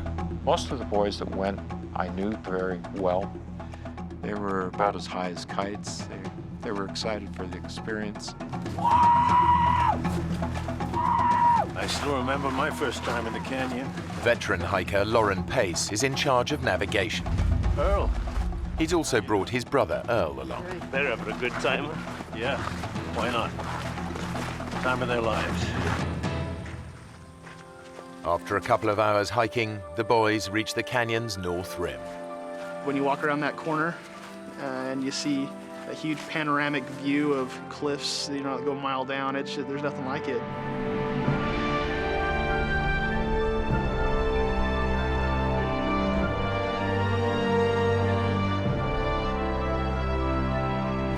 It's the biggest canyon on Earth, 18 miles wide and nearly a mile deep in parts. Its sheer size makes it one of the world's most extreme hiking environments. That's where we're going. All the way. Whoa. It's amazing. This place is incredible. The scale of what they're taking on hits home. We're going all the way down there. If you get bored of hiking, there's always the fast way down.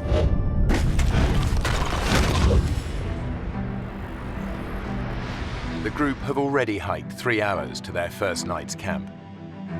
Now they'll make their descent, following the unmarked Little Nankoweap Creek bed. It's a tough hike with steep descents that drops 4,000 feet down to the Colorado River. There they'll fill up on water and take an easier route back up. The whole trip should take around 7 days.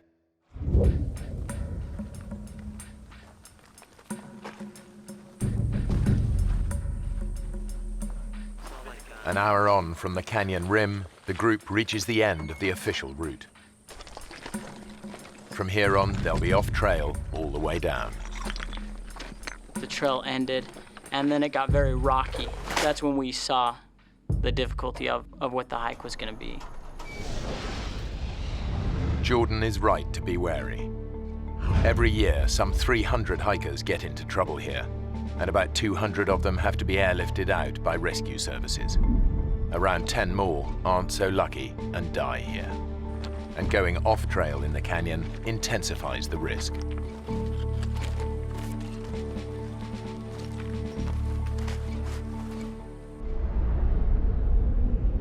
Yep, this is it, fellas. The big chute. The chute is a rocky gully over a mile long, an extreme descent over boulders, loose rock, and gravel. Jordan immediately sees how tough this will be. It was turning into a hike that, was getting a little more dangerous. They have no radio, and they're out of mobile phone range. If anyone gets hurt, they're on their own. It was really steep.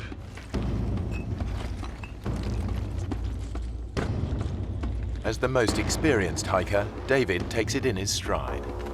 Pack's off, guys. Mark is a little more cautious. You'd have to climb down a big rock and hand packs down to other people. I got it.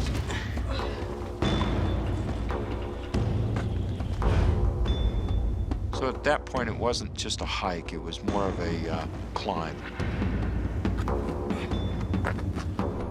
A section of loose shale makes the going even tougher. If you did put your foot wrong or something, you definitely could take a nasty fall, maybe not stop until you go all the way down to the bottom of the Grand Canyon. After an hour of hot and exhausting scrambling, even Scout leader Guy is struggling. It's very difficult to keep your footing as you were sliding down.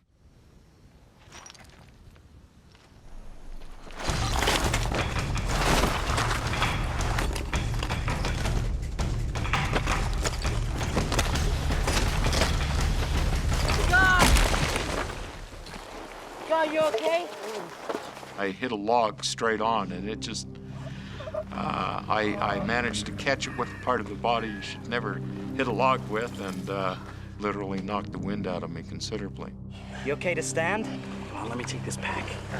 On three. Come on, guys. 3. Careful. It's a lucky escape. It could have been much worse. 2 hours after starting down the chute, the exhausted group reaches the bottom. They've descended over 1,000 feet. Now, there's no going back.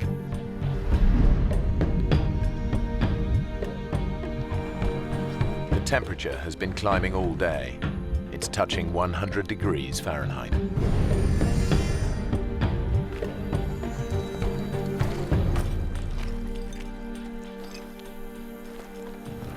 How comes it's so hot? It's gotta be a freak thing. It'll be cooler tomorrow. In fact, a freak heat wave has hit the canyon. The temperature's heading for 108 degrees, much hotter than anyone expected. Lauren had been the year before, and it was hot, but not 110 degrees hot, you know, not cook you alive hot. We had anticipated that the temperature would be in the 90s. 90-degree weather would have been bad enough. And the route down offers no protection from the ferocious sun.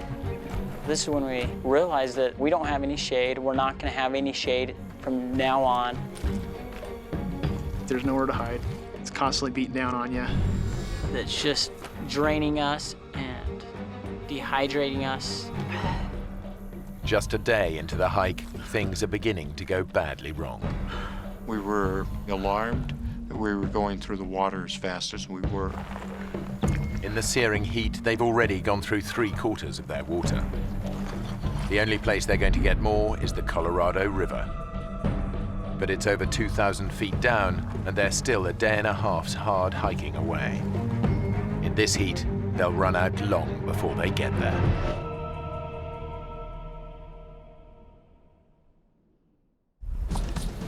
As we were hiking, that's all we could think about was the river, of getting to the river. But the boys are about to find out that blistering heat isn't the only hazard they face.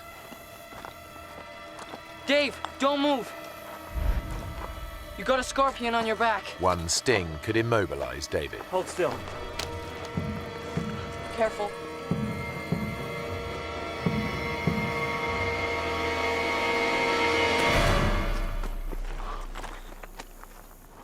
You think it could kill you? I don't know.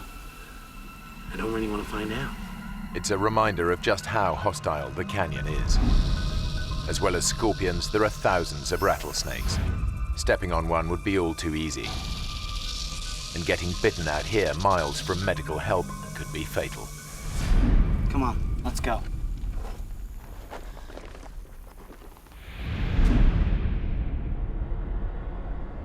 That afternoon, the temperature tops 108 degrees. By 7 that evening, they've had enough. Okay, guys, this is it for the night.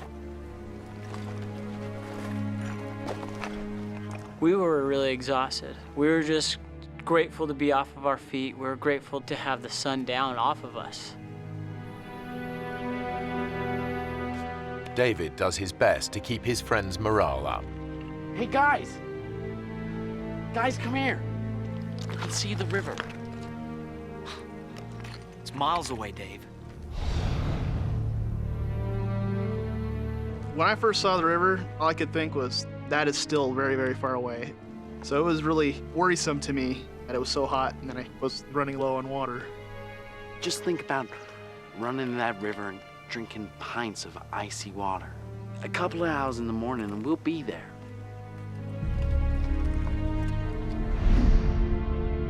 In fact, they're still a tough day's hike from the river, and their water is almost gone. We begin to say, gee whiz, am I going to be able to make it down to the river tomorrow? Have I got enough water?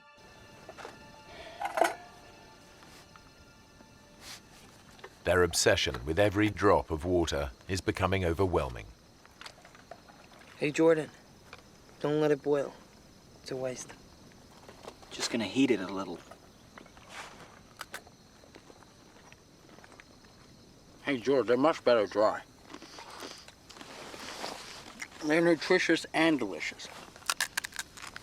It's like having loads of little worms in your mouth, just wriggling about. I'm not hungry. Come on, Mark, you gotta eat something. I thought it was odd that I wasn't hungry after all that work all day. I don't know if that's some kind of side effect of dehydration or not.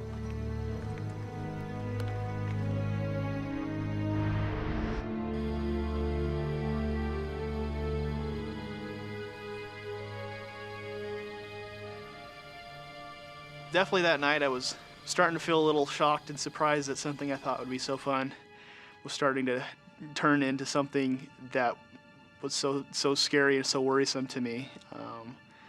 And I felt like I had started to lose control of the situation that I was in. Dave? Yeah? Are we gonna get through this? Come on. We'll get up early before the sun gets down on us.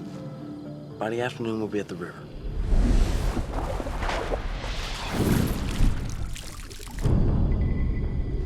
I'm gonna stay there all afternoon. Before sunup. That's when we need to get going. Like David, Jordan is convinced there's only one way to avoid being cooked by the sun again. We knew that we had to get up early. We knew that we had to beat the sun, that if we didn't, we knew that we would be in trouble.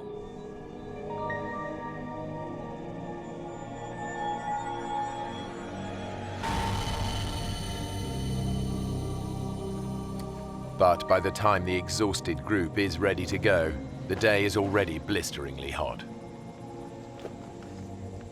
I know that when we did begin hiking, I don't remember what time it was, but the sun was on us.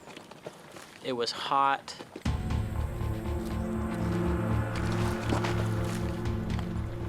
We could feel our bodies were dehydrating. We could feel the heat. They're sweating up to 4 pints of water an hour and dehydrating fast. They face exhaustion, hallucinations, and as their blood pressure drops, collapse.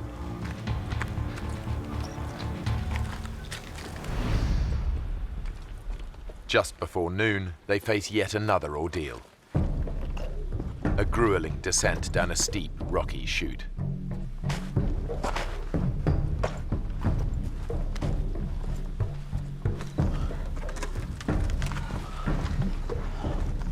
The few hours the boys hoped it would take to reach the river have long passed, and they're not even close. And now, the water situation is critical.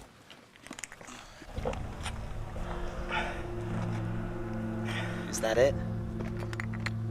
You? Not a drop. David shared a lot of his water. Who wants it? He gave the most of his water to anybody. Come on, Joe.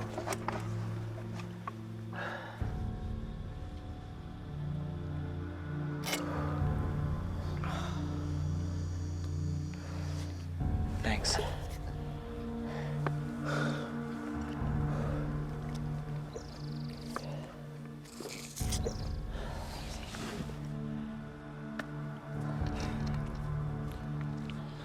That's it.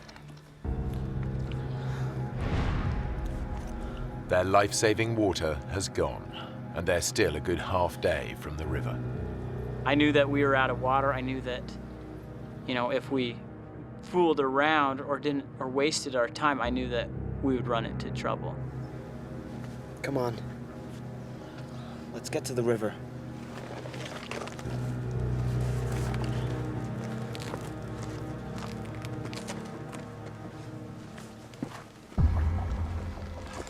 Guy is struggling most in the unrelenting heat. He's fallen behind the rest of the group. It was like being in an oven. I was physically exhausted. Severe dehydration is putting Guy's body under intolerable pressure. Finally, it just gives out.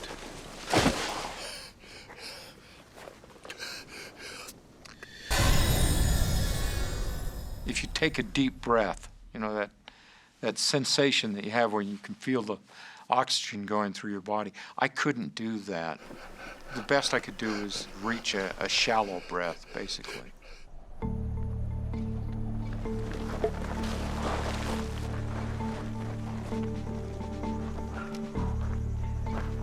Hey, where's Guy? By the time the group realize he's not with them, they're hundreds of feet further down the chute. Guy! I need some help up here! Can't you get down? I can't. I gotta take a break. At that point, I began to really question whether I'd ever make it down to the river. We need to keep going. Look, we can't just leave him. There's some shade here. We'll sit in the shade and wait for him to catch up. We can't leave him behind. But Jordan thinks that waiting for Guy could be a fatal mistake. If we don't go now, we're all gonna die. I'm not just gonna sit here and wait and die. When Lauren said we needed to wait for Guy, I was mad. I knew that if we didn't leave, that we would die. What he needs is water. Let's get down to the river and get him some. Come on. It's a tough call. If they leave Guy behind, he could die. But waiting for him to catch up could kill them all.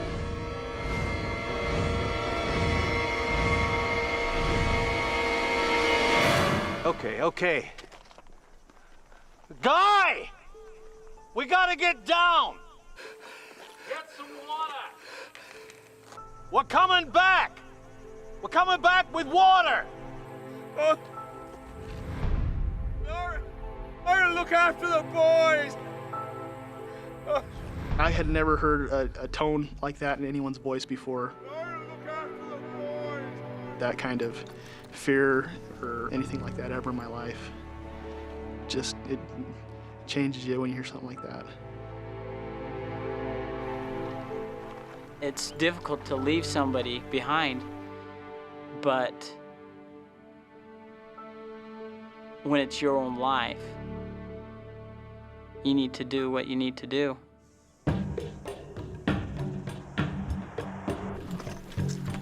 Two hours later, the whole group is desperate for water. Anybody got any water left? No, I'm out. Then Lauren remembers something that might just save their lives. Hey, wait a minute. Wait a minute. There's a creek runs up there.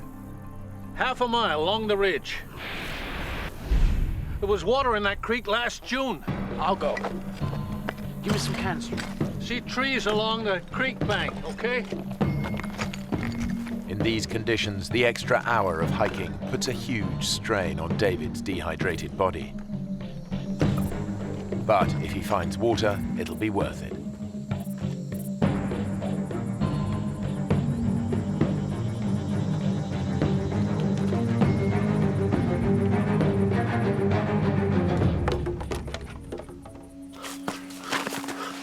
creek is dry as dust.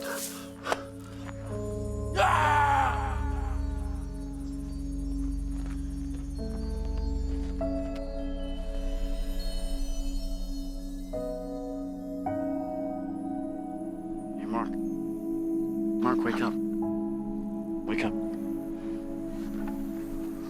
There was nothing there. Just an empty riverbed. It was very difficult. We had no idea where water was, how we were going to get there, when we'd get there, or how much longer we'd last.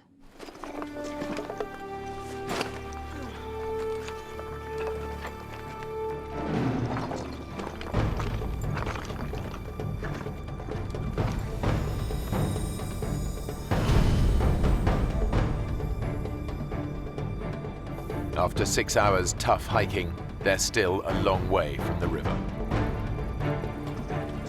The temperature has climbed to a searing 112 degrees Fahrenheit. Dehydration and exhaustion are taking their toll.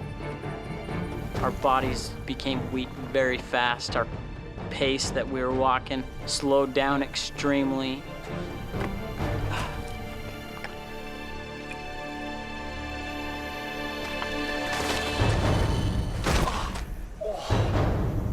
For 71-year-old Lauren Pace, enough is enough. Lauren, you okay? Don't fuss. I'm okay. I'm okay. Listen, guys. The sun is a killer. There's some shade here. We should wait till it's dark.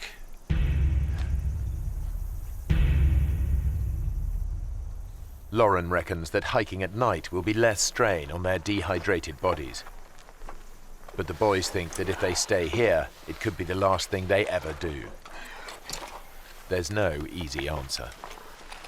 There was a feeling among the boys that if we stayed there, that we would die, and it was urgent, not something that we could just sit around and wait for. It's hours till sunset. We stay here till night, we're all dead. Well, Lauren knows where to go. Right, so he can tell us where to go. Come on. You want to just sit here, or do you want to do something? Let's do it. Mark? Okay. Going against their leader's advice is a big decision for the boys. Lauren, we need to go on. You shouldn't travel in this heat. We're going. When we left Lauren and Earl under that rock in the shade, it didn't feel like even a decision at all. It was more like, we have to. Armed with directions, the boys head out. They're determined to reach the river and bring water back for the others.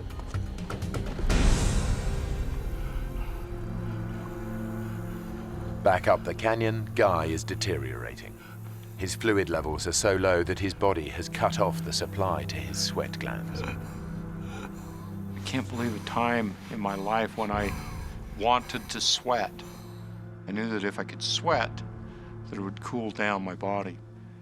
And I physically tried to will myself to do that, and I couldn't do it. Without cooling sweat, any physical exertion could send his temperature spiraling out of control. If it reaches 108 degrees Fahrenheit, his brain will begin to die.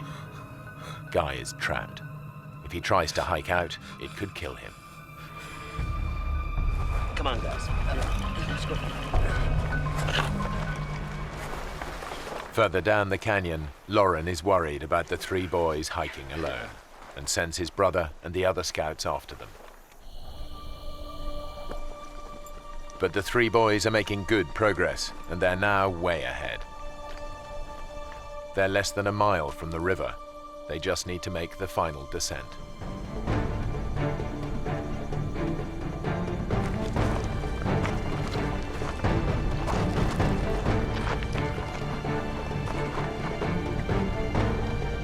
It must be those rocks Lauren was talking about. But somewhere they've gone horribly wrong. Instead of the safe route down they were expecting, they've reached a sheer 200-foot drop. We could not see any way down it. It's a dead end. There's no way down.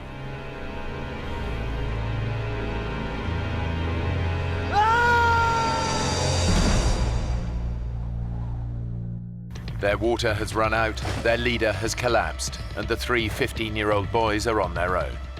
Their desperate bid to reach the Colorado River is over. It's the final straw. They've run into a dead end, a sheer 200-foot drop. What do we do? I don't know, Mark. Nothing, I guess.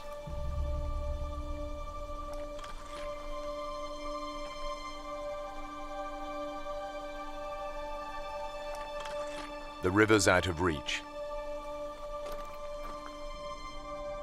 And with the group not expected back for 6 more days, there's no hope of anyone sending out a search party in time. Now, all they can think of is getting out of the sun.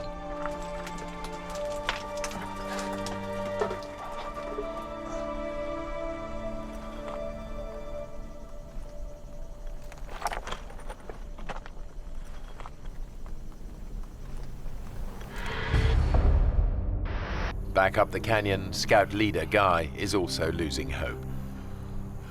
Out of sheer desperation, he comes up with a plan to make himself visible to any passing planes. As I laid there, I knew that it would be hard for someone to see me because I was down below the level.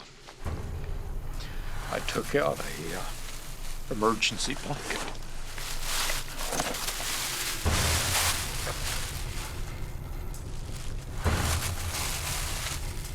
Guy is totally alone and virtually helpless. It's his darkest hour. When I realized how much of my strength it took just to do that, I was absolutely certain that there was no way out without help from somebody else. Sheltering under cliff-top boulders, the boys realize they face a slow and painful death from dehydration. In my mind, I knew we were gonna die.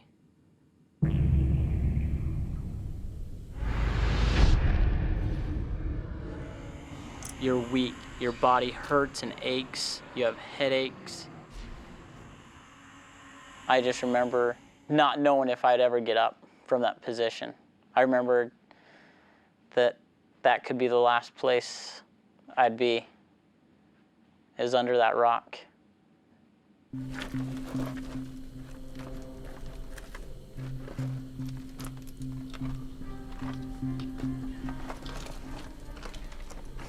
It was a pretty sad situation there, you know. And I was almost turned 16. I wasn't gonna get to drive or anything. You know, you think about your family, that you're not gonna see your mom again or your dad, and it's really sad.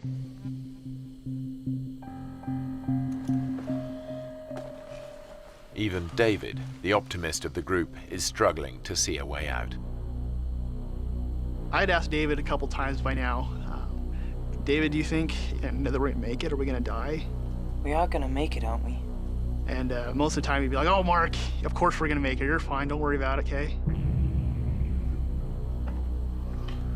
I think we might die here. This is the first time I heard David say, you know, Mark, I think we might. I think we might die.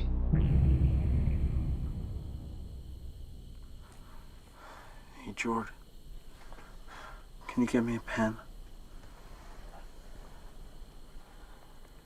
Why? I want to write a letter to my mom and dad, you know. Say goodbye.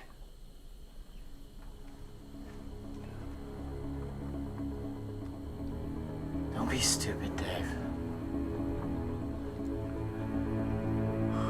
We're not gonna die. I was telling him that, not to give us confidence or not to give us hope. But I almost said it just so that I didn't have to go get him one. So I didn't want to move from that spot. I physically couldn't. I was just gonna lay there to die, and I didn't want to do anything else. boys start to drift in and out of consciousness. I had a dream of myself in a coffin. You know, my family walked by, but my littlest brother just broke down in tears, covered his eyes.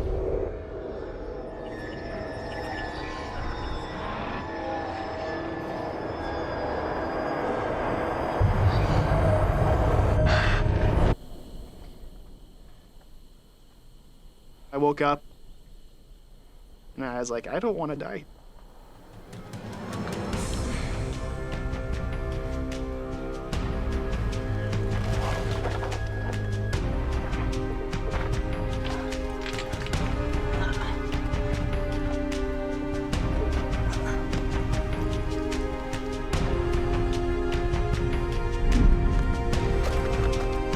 I had no idea where I was going, and I'm not a mountaineer or anything like that, but I decided we can't stay here.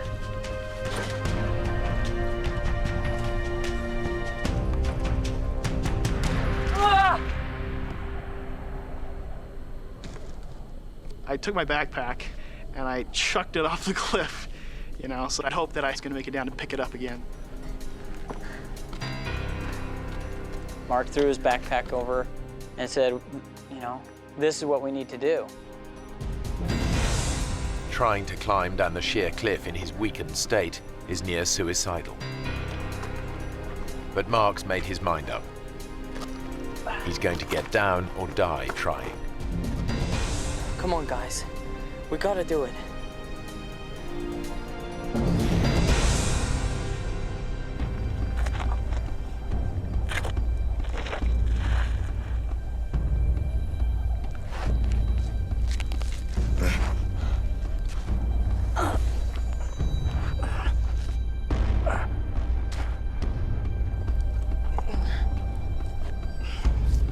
Even for experienced climbers, this would be a dangerous descent.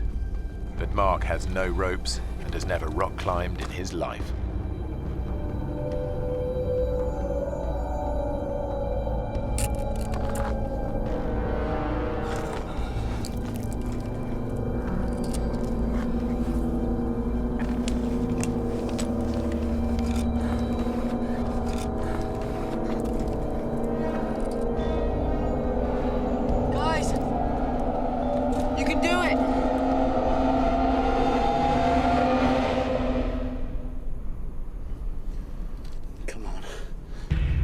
I thought we were gonna die anyways.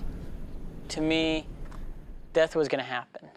And so it seemed like anything would be better, even if it was a ridiculous plan.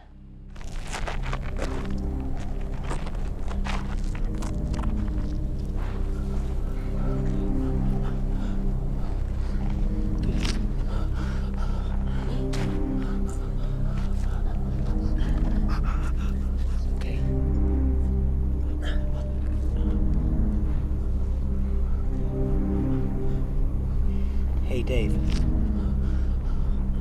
How are we gonna get back up this? To the others.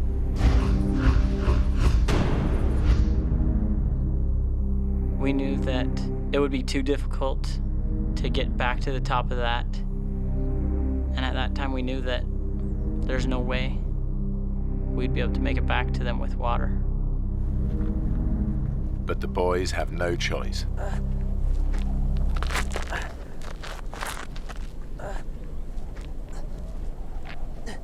We climbed down that cliff, which was very frightening to me, because I knew that if any of us fell, we would die.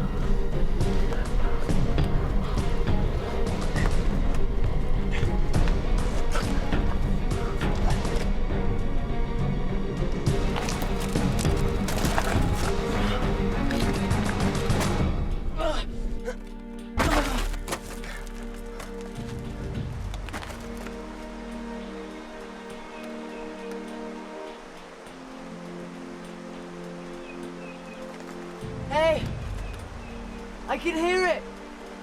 The river!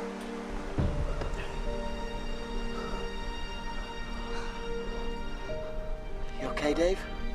My eyes are going funny.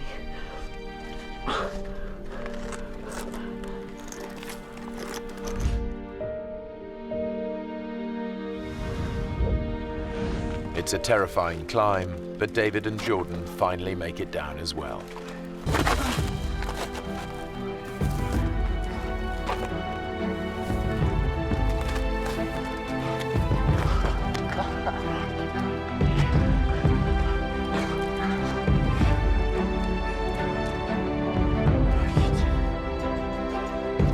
It was a sheer cliff that I couldn't do again.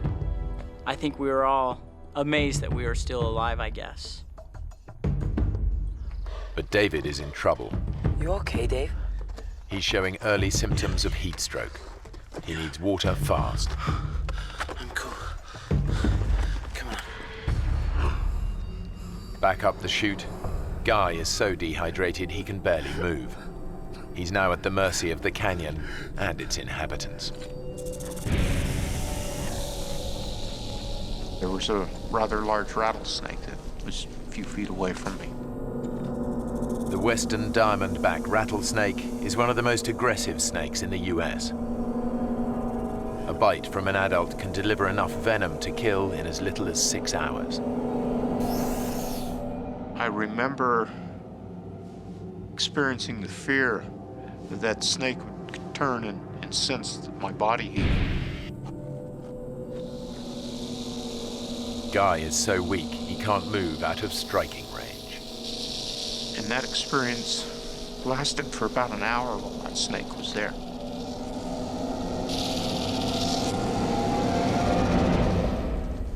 At last, the snake moves away.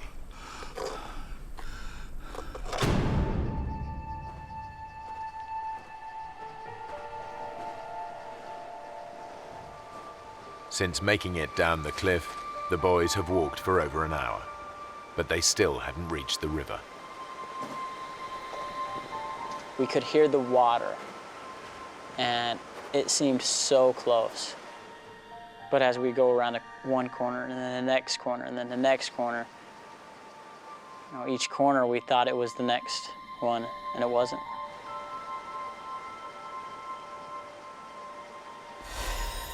I just remember how bad we wanted the water.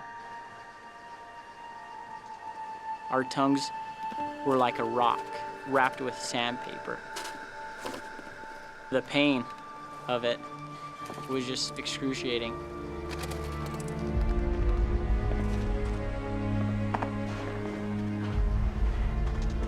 I remember Dave complaining about his vision.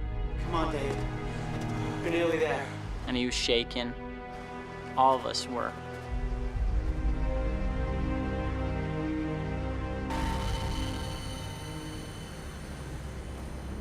We got to an area where there was a tree that had fallen.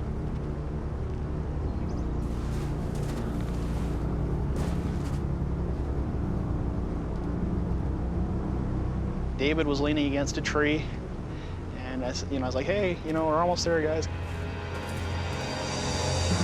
And at that point, David collapsed. David?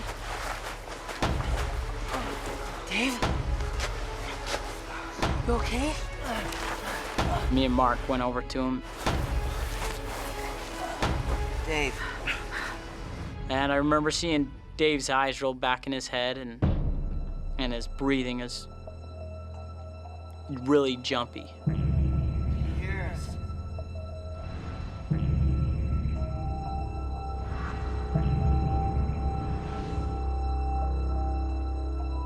And I just knew that we were in trouble. The three boys are in a remote part of the canyon, and dehydration has finally made 15-year-old David collapse with heat stroke. With little chance of help, the situation is desperate. Say something, David. I'd taken first aid merit badge, as a scout. David? They train you for extreme situations like this. I knew it was very serious. Hey, Jordan, you guys get to the river. Bring back water. We're gonna get you some water, all right?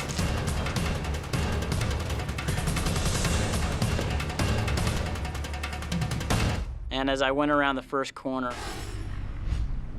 I could see the water, and it was about 100 yards away.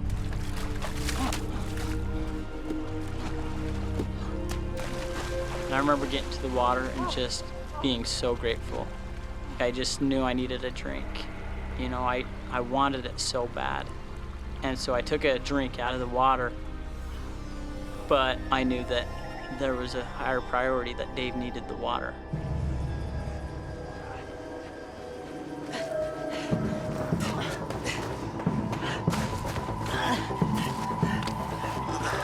Why isn't he swallowing it? Pour it on him. So the next thing we could think to do was to pour it on him to cool him off. Come on, man.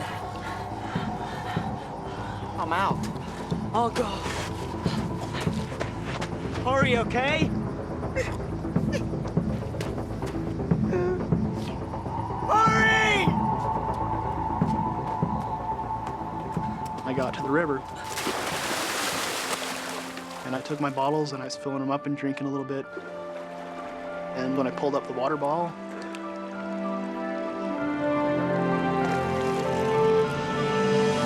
I could not believe it. I saw 2 big yellow rafts coming around the corner. Hey! Hey, over here, help! Hey! My friend is dying! Help me! The next thing I knew is I heard Mark yelling help from the distance, and I was just hoping for something.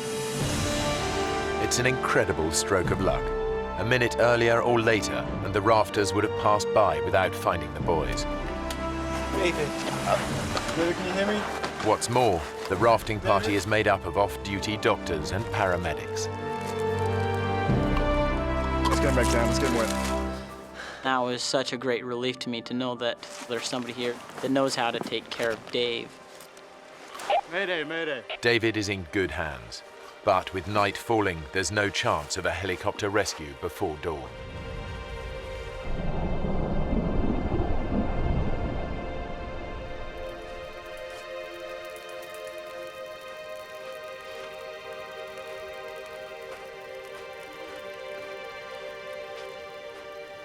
Seemed forever that they were working on him, not knowing if he's gonna make it, not knowing if he'll die. He's still hypothermic.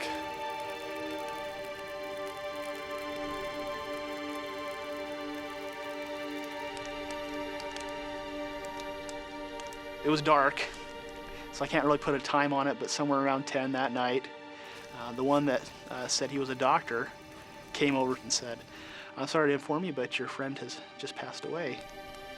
Sorry.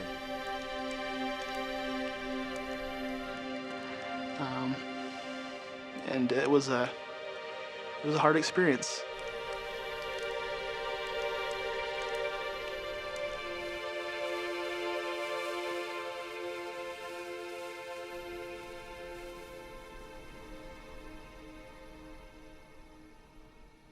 I think it really tore apart our hearts, knowing that our friend was gone.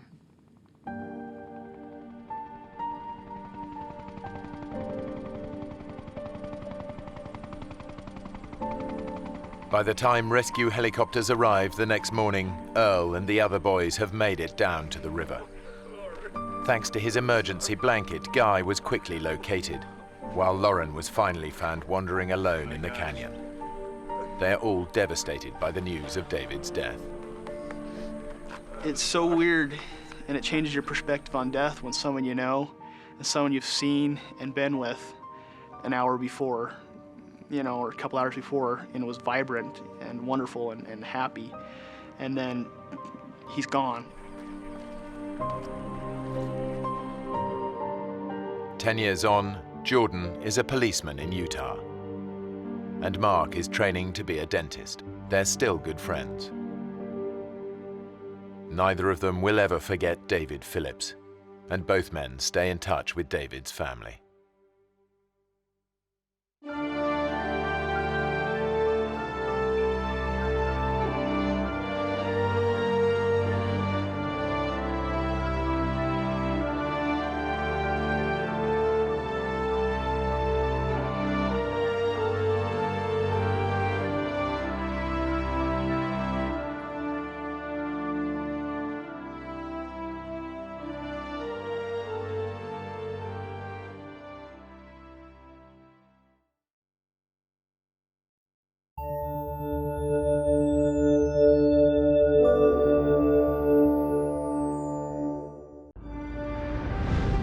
when two former college lovers set off on a trip of a lifetime.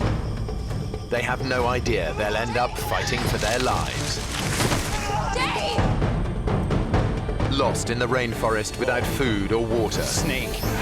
They're easy prey to predators. There's something out there. With no hope of rescue, Think we should just slash our wrists? they decide to take their own lives. We were going to die out there. Having control over when we die is all that we had.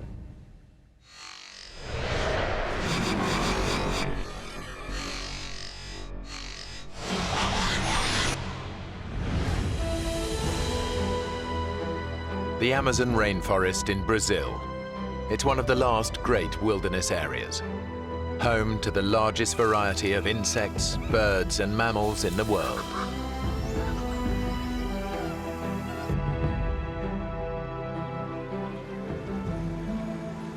For Dave Boyer and Crystal Ramsey, it's the trip of a lifetime. Can you believe it? We're actually here in the Amazon. Hey, you know when I make a promise, I keep it. It's the realization of a dream they shared 2 years ago when they were a couple. Crystal and I dated for about 3 years, and really were the closest you could possibly be. One day we were talking about our passions, and I asked her the question, if you could go any one place in the world, where would that be? And the Amazon was #1 for both of us. Dave and Crystal aren't together anymore, but they are still close friends.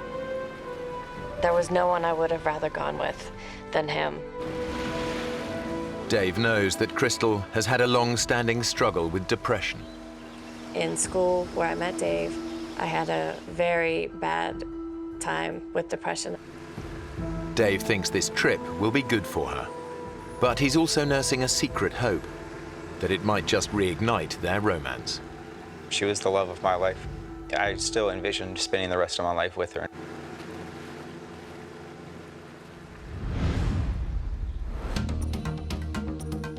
They've traveled almost 200 miles south from the Brazilian city of Manaus to one of the Amazon's remotest backwaters.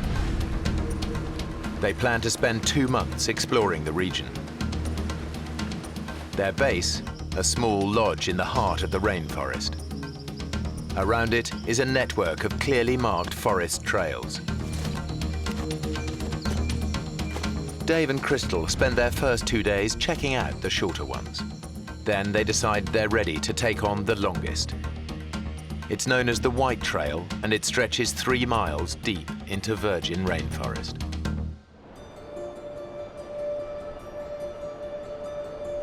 Dave and Crystal set off in the morning with enough water for a 3-hour hike.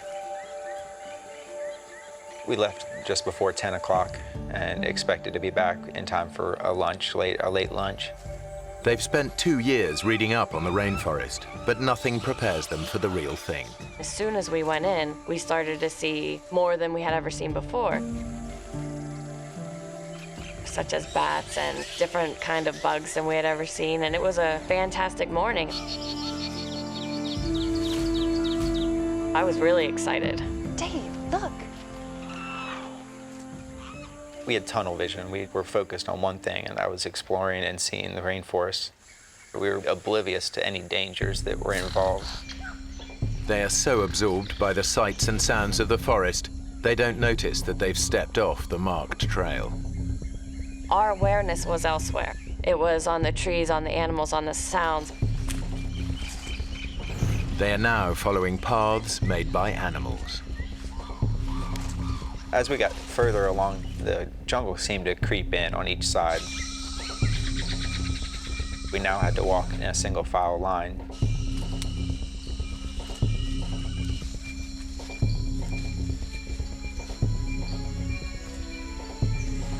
Then the path completely disappears. For the first time, they realize they're no longer on the trail. That's when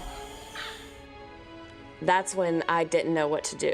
I was really worried. Let's see the map.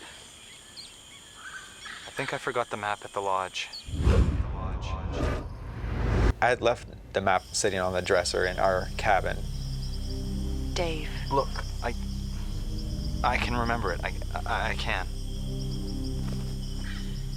The map Dave left behind was a hand-drawn sketch of the area. He clearly remembers it showing the lodge at the bottom, which would normally indicate that it lies to their south. But the map isn't laid out in the usual way. To get back to the lodge, they actually need to head north. If we head south, that should take us back. You're sure? I'm sure. I'm sure. Okay.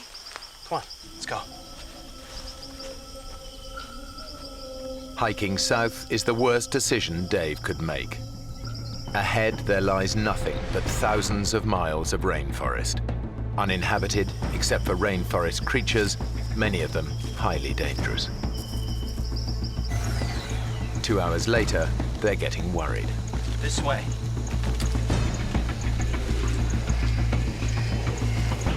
We had been walking far longer than we should have been. We should have been back by then. There's not much daylight left. It will soon be nightfall. I'm not gonna stay out in the forest. I can't let this happen. We have to find our way back before it gets dark. I knew that once it got dark, we weren't going to be able to continue.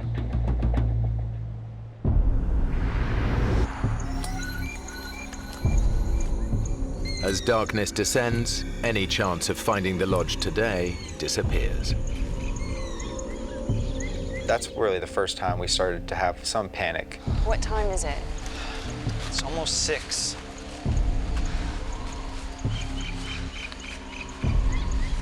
We should be back by now. If we'd been walking in the right direction for this long, we would have... I know.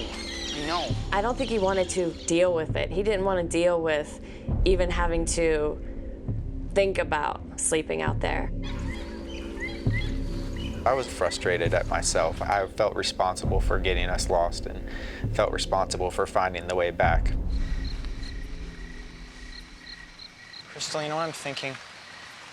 We're gonna have to spend the night here. Yeah. We just picked a spot to stay, a cleared area, and we just sat down to wait out the night. Chris, I am so sorry about this. It's okay. You buy me a beer when we get back, and we'll call it even. Okay? Okay. But they both know how vulnerable they really are. The rainforest is teeming with nocturnal predators. A lot of the poisonous snakes, they wander through the forest at night. The jaguar comes out at night. You don't have a lot of choices of protection. Dave and Crystal share a single thought. Can they make it through the night alive? Chris, there's something out there. The Amazon at night is a terrifying place to be. Dave and Crystal are totally defenseless, with no way to protect themselves from predators.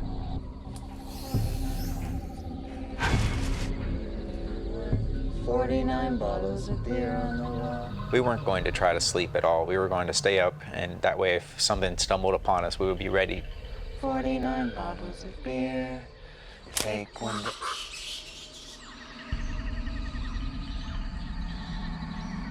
Jeez, did you hear that?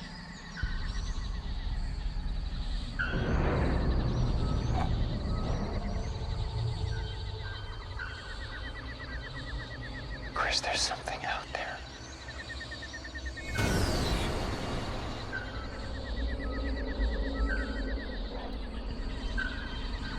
Do you think it could be a jaguar?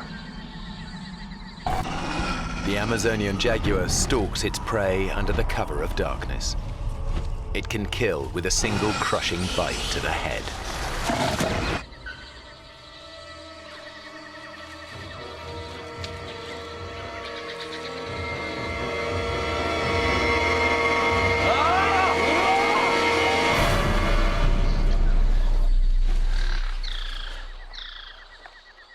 Whatever it was, Dave has scared it off for now.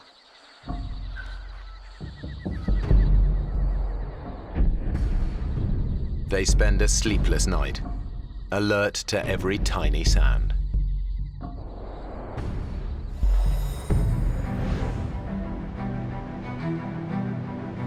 Dave and Crystal have survived the night unscathed, almost. I'm covered in mosquito bites. Be grateful that's all that bit you. Very funny. So, what's the plan? Well, Dave needs to get them back to the lodge fast. Crystal's on medication for her depression, and he knows she doesn't have her drugs with her. She had never missed a day on that medication. this trail heads south, so it should take us right back to the lodge. Okay. So we'll be back for breakfast. Yeah. Let's get moving. I truly believed that we were close and we were heading in the right direction. We just had run out of time the night before. It was going to be a breeze. But with every step, they continue to move further away from the safety of the lodge.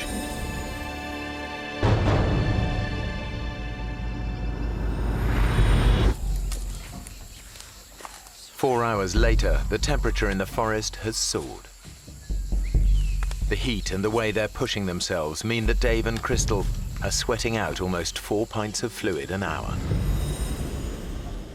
We were starting to get depressed about our situation. We were starting to get frustrated. The temperature was rising really fast. It was getting up to 95 degrees. We were sweating profusely. Let's take a break.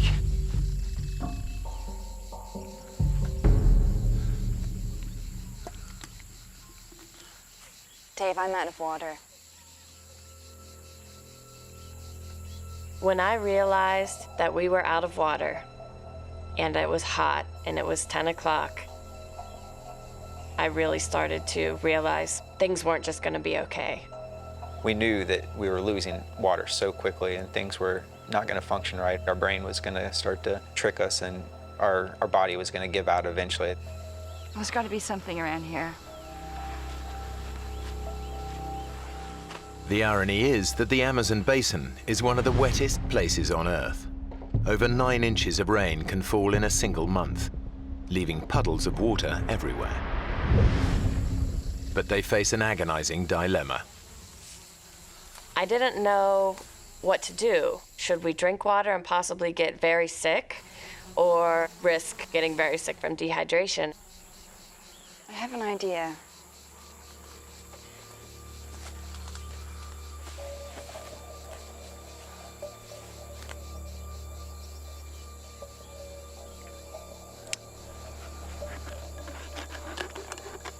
Give me that. My plan was to use my sports bra as a filter. Okay. Now I want you to pour that through the top here. Crystal's bra could actually filter out a number of nasty parasites. But it won't get rid of smaller microorganisms that could make them dangerously ill. Okay. Bottoms up.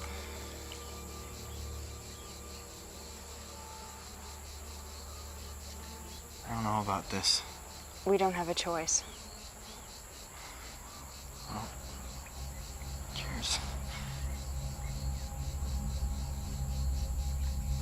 I took a small sip and kind of let it sit in my mouth for a second to taste it. Tastes okay. Kind of chalky. We were both worried about drinking water, but in the end, when it's 95 degrees and you're sweating like that, it's gonna be more painful not to drink it. Rehydrated, Dave and Crystal pick up the pace. But they must stay constantly on guard. The forest is alive with creatures that could kill them with a single bite. We're consistently listening to sounds and trying to figure out what was in the forest around us.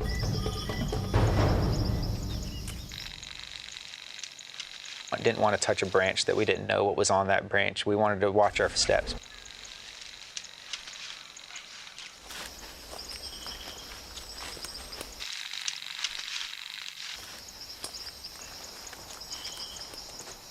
Whoa. What is it? A snake.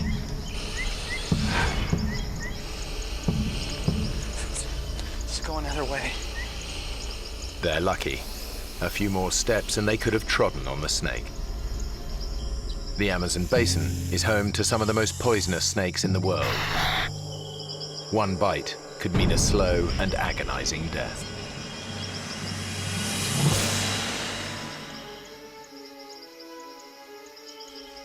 By mid-afternoon, Dave is resorting to a new desperate tactic in his search for the lodge. I was trying to keep us in the same area of where we got lost in, kind of zigzagging back and forth, hoping to stumble upon the trail. Let's try over there. Crystal was starting to get a little bit frustrated with that strategy. Dave was literally almost walking in circles and didn't realize that that's what he was doing. Crystal is starting to feel the pressure. My brain was saying, things are going downhill. Now, which way are we going? East. East. 20 minutes ago, we were going south. Yeah, well, we've got to try all directions. Maybe we should head north now. Dave, this is crazy. I can't stand to listen to you talk about directions you know nothing about. You don't know where we're going, and all we're doing is walking around in circles. Dave had kept coming up with a different strategy every few hours whenever one didn't work. And that wasn't working for me. We need to rethink this. All right, then. Well, what do you think? I thought we needed to come up with a strategy and continue using it until the end. That way. Okay. What neither of them realize is the only direction that can help them is north. We chose southeast. We will walk in this one direction for as long as it takes. If it takes us 40 days to get out of here, we're gonna walk southeast. Hours later, and the jungle is just getting denser. We were getting down. We were getting scared and worried.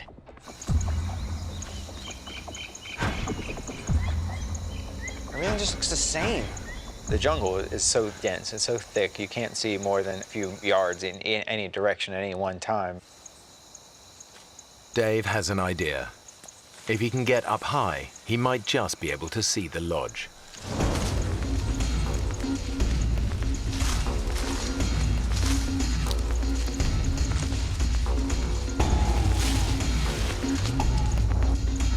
The knots in the vine were ripping at my hands and it was hurting me. My arms were tired, I was exhausted. And I looked up and I saw that I had not made any progress. It was still 150 feet up to the top. He is weak from 2 days without sleep or food.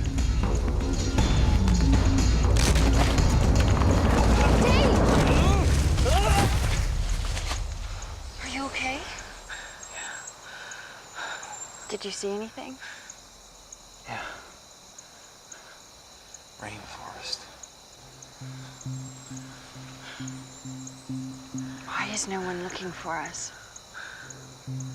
In fact, people are looking for them. But the search is focused around the White Trail. And that's now a very distant and dense 7 miles away.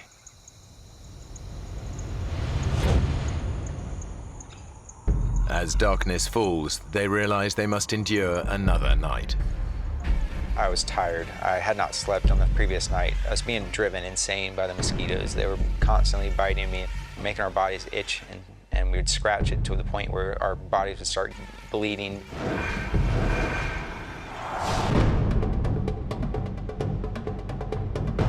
The next day, they're still heading in the wrong direction, getting even further away from the area where rescuers are searching for them. And now they start to notice an ominous change in the behavior of the wildlife. If we were anywhere near civilization, these monkeys would be running away from us. They would be fearful of us, that we would hunt them. But these maybe had never seen a human before in their life and were just curious. And that was terrifying, that we were getting deeper and deeper.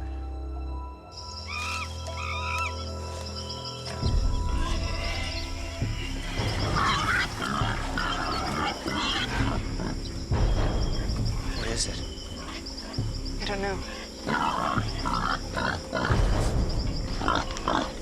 Jaguar? No, there's more than one.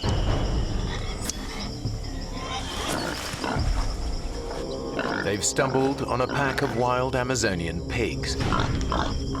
Dave knows how ferocious they can be. The locals have said that they're really the most dangerous thing to encounter in the forest, other than a snake. They're aggressive. If wild boars got a hold of you, it'd probably knock you to the ground quickly, and then you would have several animals on top of you biting and really just eating and going to work. The way to avoid any confrontation is to let them know that you are different, that you are not something that's in their normal habitat.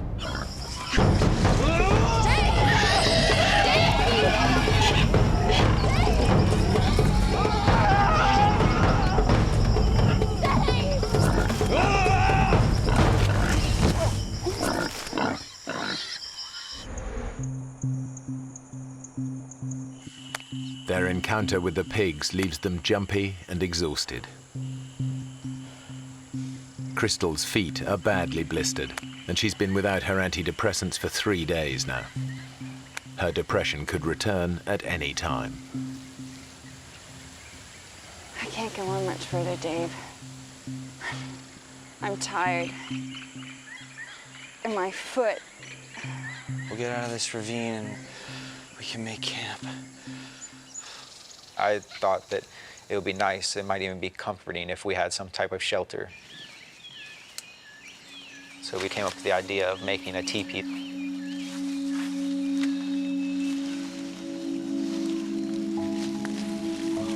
Excellent. Yeah. It was drawing us closer together. She told me that if I was as I was while we were lost, if we had always had that relationship in that past year, that we would still be together, that she saw all the things that she had fallen in love with in the first place. It looks good. We were trying to get our minds off of what we were going through, and we got even closer. My feelings had not changed since the day I met her. I was still in love with her. I still wanted her to be in my life and with me forever.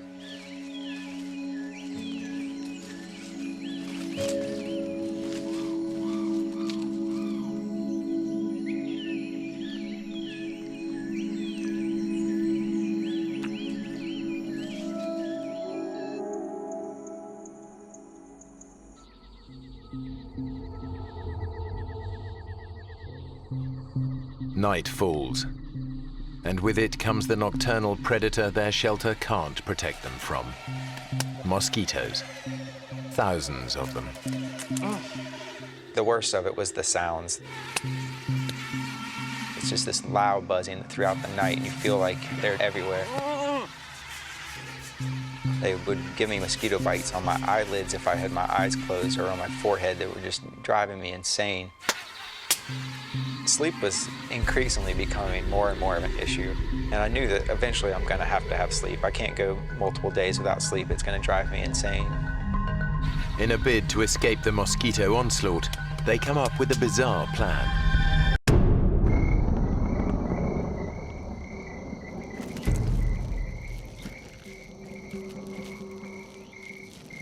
Crystal said, well, we should cover our bodies in mud. That would work well of keeping the mosquitoes off of us.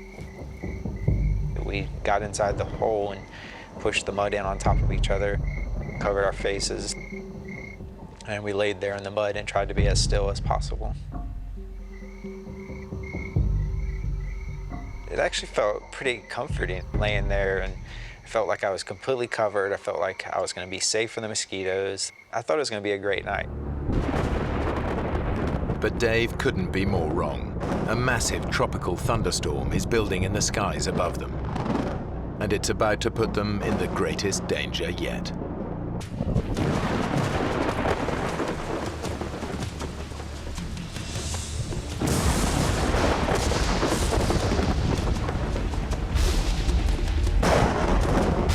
Within a few minutes, we were forced out of our hole. We would have drowned there. They've never experienced anything like it.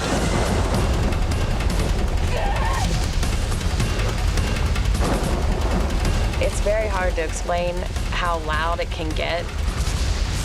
You can't even talk to someone who's right next to you by screaming.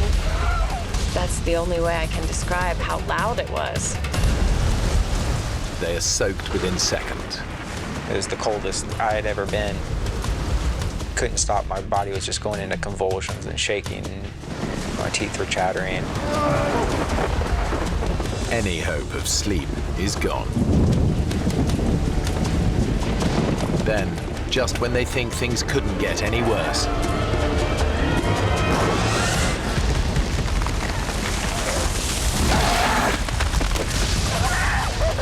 lightning brings down a huge tree dangerously close to them. If it had landed on us, we surely would have died in that. The storm has shaken Crystal to the core.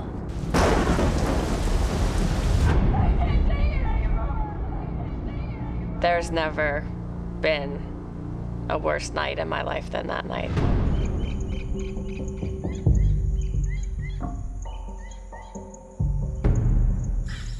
Their terrible night leaves both of them exhausted and miserable.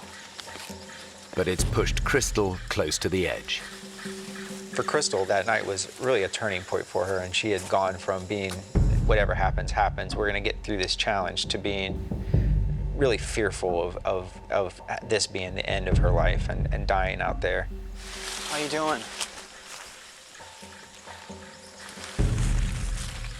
We got through it, didn't we? Yeah. For what? To get home, Chris. Get home, I just kept thinking about that hellish night. I'm not sure I want to. And that I truly would rather die than go through it again. What are you talking about? You think we should just slash our wrists right here? I didn't think what the implications of that were. I didn't think it was a real suggestion. It was just kind of something that I did off the top of my head. That sparked an interest in me that suicide was a possibility and it was a way out. Dave realizes that if they don't find a way out soon, Crystal's suicidal thoughts could become a reality.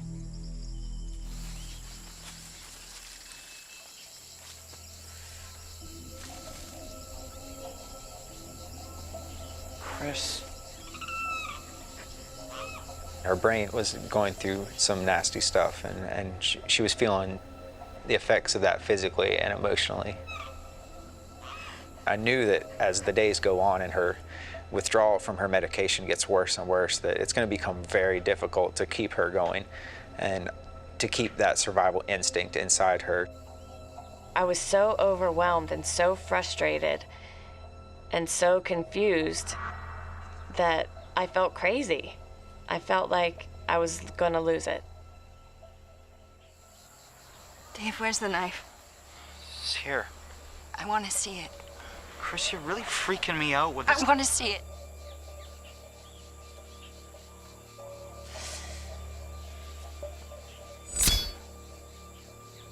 The knife really became almost a game that I never would let her hold. She would frequently ask me, "Where is the knife? Can I just see it? I want to know that you haven't lost it." I think my own mind was more dangerous than anything that the jungle had.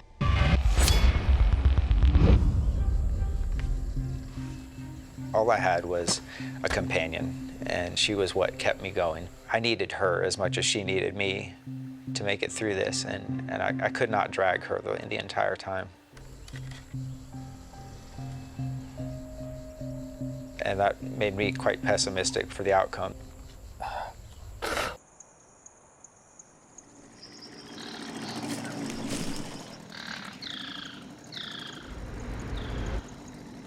Then, after days of hearing nothing but the sounds of the rainforest.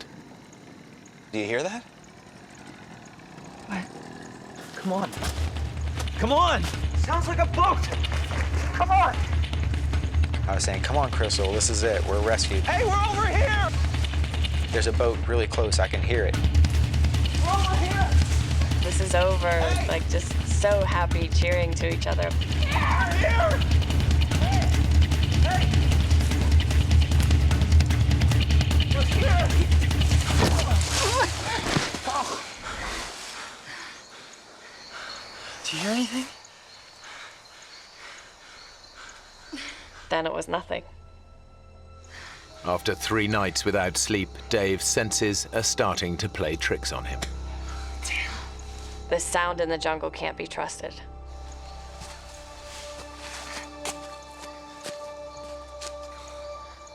We thought that we were rescued. To have that taken away from us and our hopes just ripped from our hearts, it just killed us.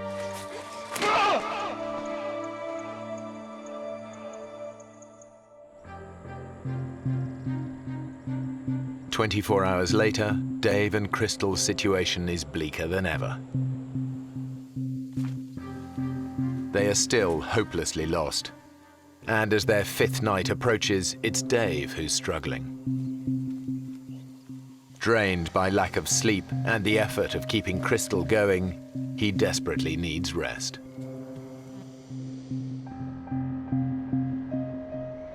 Dave was exhausted. I was very worried about him, but there was nothing I could do to make him sleep. Damn it. There was no way I could help him.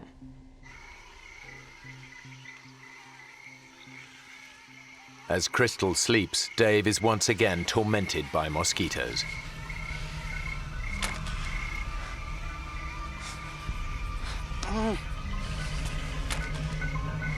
I could not get a grip. I could not get control of what I really needed, and that was to get to sleep. In his totally exhausted state, the insects soon become an obsession. The only way to get me through that night was to find a way to keep moving, keep myself occupied. I would go through this pattern of swatting the mosquitoes on my arm, swatting them on my back and my neck, and I'd start counting these cycles. I became obsessed with time.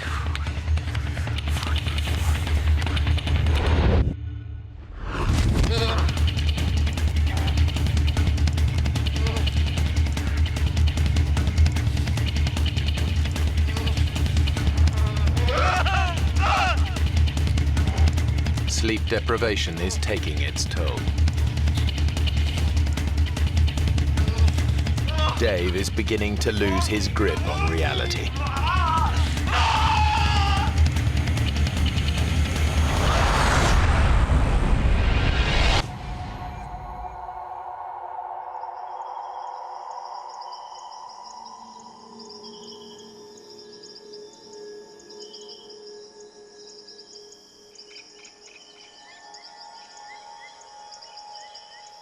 I felt like I had lost this battle between me and the mosquitoes, between me and the night, between me and any sleep that I might get. For the first time, Dave thinks they might not make it out of the Amazon alive.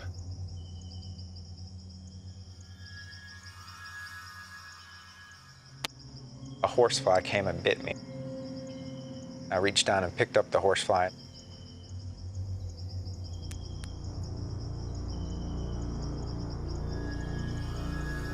I started to pull off each of its legs. I was just fascinated by it.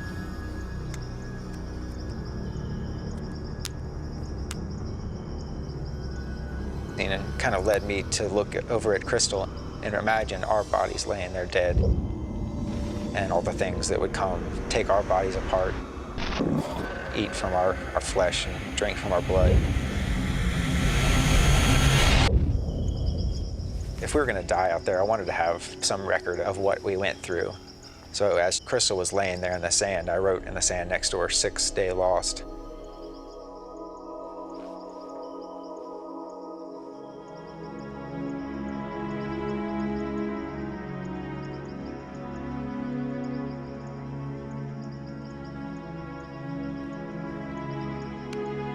I wanted to document it as well as I could, so I'd snapped that picture,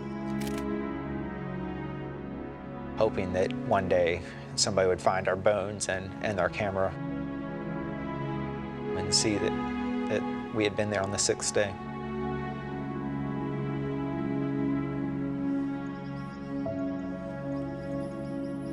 That's when I started to think personally about my life. I did not have a close relationship with my family. I had never told my mother that I loved her. I had never told my family how much they meant to me. It was killing me, and I wasn't going to have that opportunity if I died out there.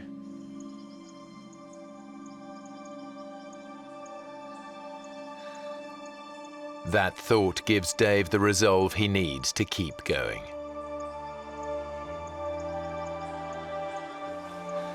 Come on. Wake up, it's time. I don't want to leave. I don't want to move. I don't either, but we have to.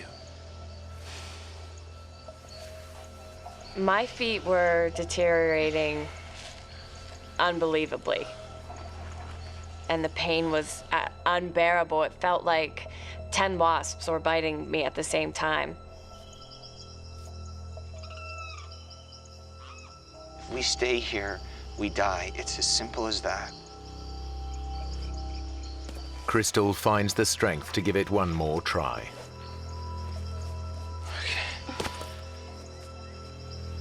Stand on it.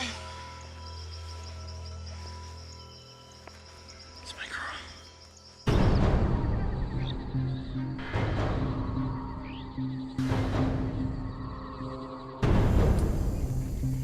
They push on. Now the terrain gets harder. Come on, Chris.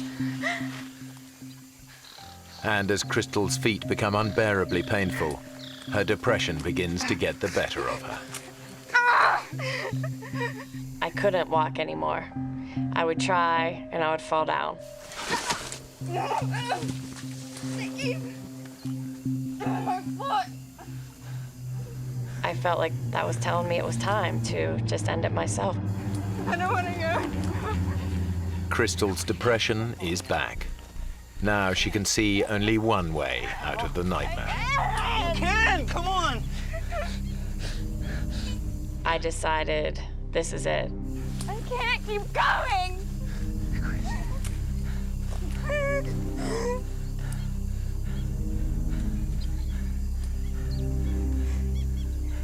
Give me the knife. She really meant taking her life into her own hands. I'm gonna slash my wrists and take my life and put an end to this misery.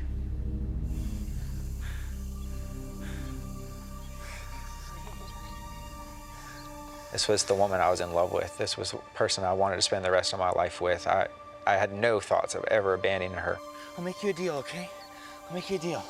I told her, you don't want to go through another night, I know that. And if it gets to be tonight and we have not made our way out, I will give you the knife.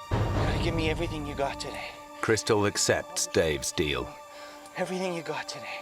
If they aren't out of the forest by dusk, they will both kill themselves. We'll do it together. I put a specific time frame on the rest of our life. We were either going to get out and live the rest of our life really happily, or that was going to be the end. Crystal can now see an end to her ordeal. Sit down here. On here. Come on. She was like, what time is it? Is it nighttime? Is it getting close enough?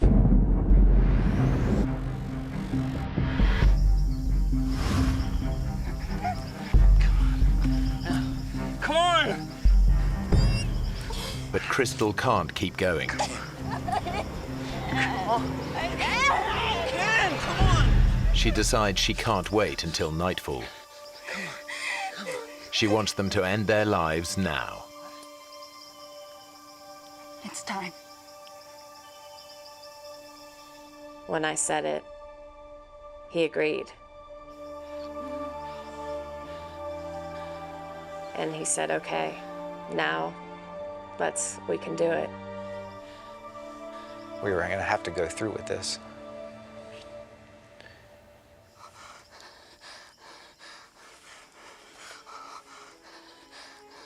Dave's resigned to dying, but there's a bizarre thought he can't get out of his head. I wanted to wash the mud that was on my arms. I wanted to wash my face and have a clean body, a clean approach. If I was going to face a judgment, I needed to do it with a clean spirit as well as a clean body.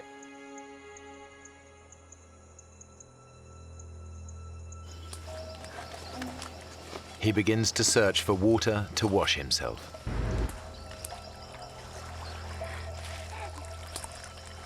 As we fought through some of the underbrush, when we got down there, there wasn't a creek, there wasn't a puddle. There was a flooded forest. Everywhere that we could see, there was water. It's a glimmer of hope, just enough to keep them going. This water's gotta lead somewhere. In the Amazon, rivers are like roads. If this water leads to a river, they might just spot a boat. They put aside thoughts of suicide. I got this surge of energy and some anger that made me want to fight through the water even more.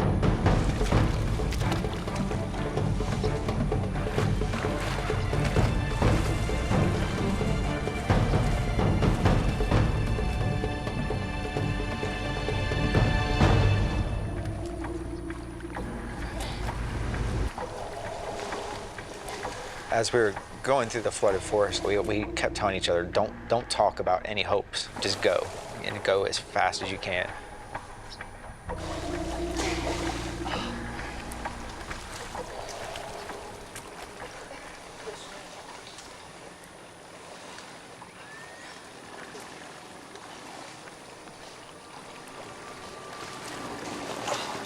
Dave, look! I thought to myself, I've got to be hallucinating. I said, David, am I really seeing that? You know, is that really real? And he said it was. Hey! Hey! Hey! Hey! He didn't wave back at us. It seemed like he was miles away. We immediately just started screaming, help, help, help, help me, please.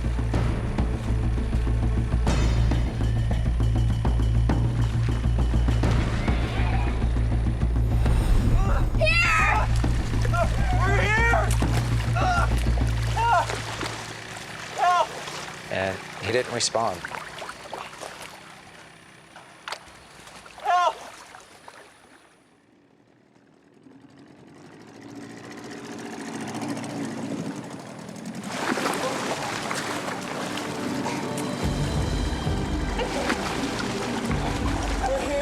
We learned in one split second that we were going to live.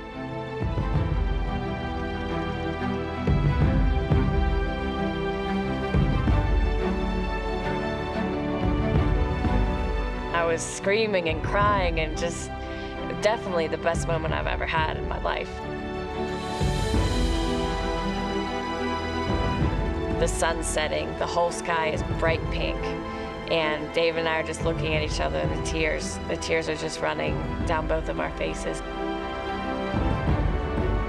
And inexplainable joy, and we just looked at each other and looked up at the sky, essentially, and we're just so thankful to be alive. Dave and Crystal are incredibly lucky. Their rescuer chanced on them in a waterway that local boats hardly ever use. They find out later that search parties spent 4 days looking for them. But they never even came close to the remote spot where Dave and Crystal ended up.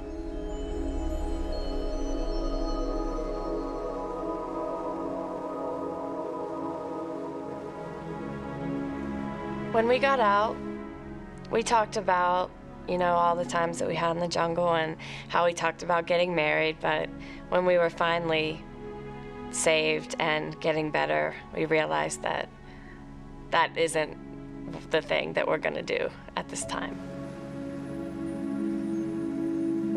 In the forest, we kind of had said, if we get out of this, we're gonna live the rest of our lives together. And when the reality of being out was there, she did not feel that way. That was not what she wanted.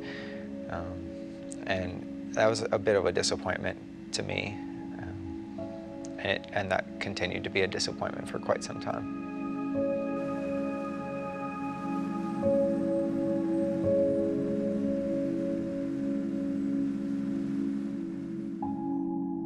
Dave and Crystal have both since returned to the Amazon.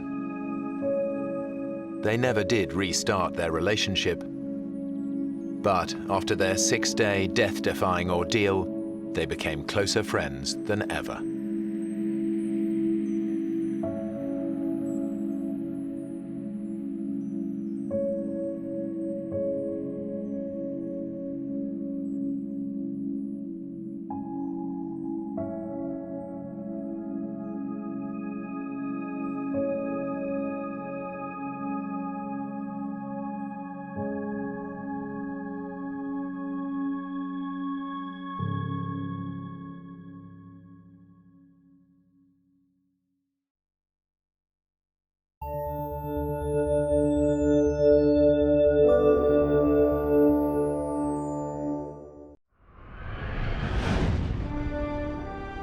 In the heart of the Alaskan wilderness, a father and son set out on the trip of a lifetime.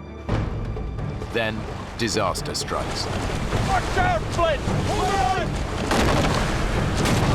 on! Swept under an ice shelf, they fight for their lives in freezing water.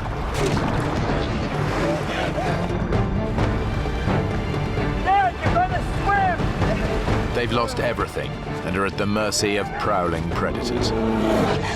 The son faces a terrible dilemma. Stay with his father and wait for a rescue that may never come, or leave him and risk hiking out through 60 miles of dangerous terrain for help.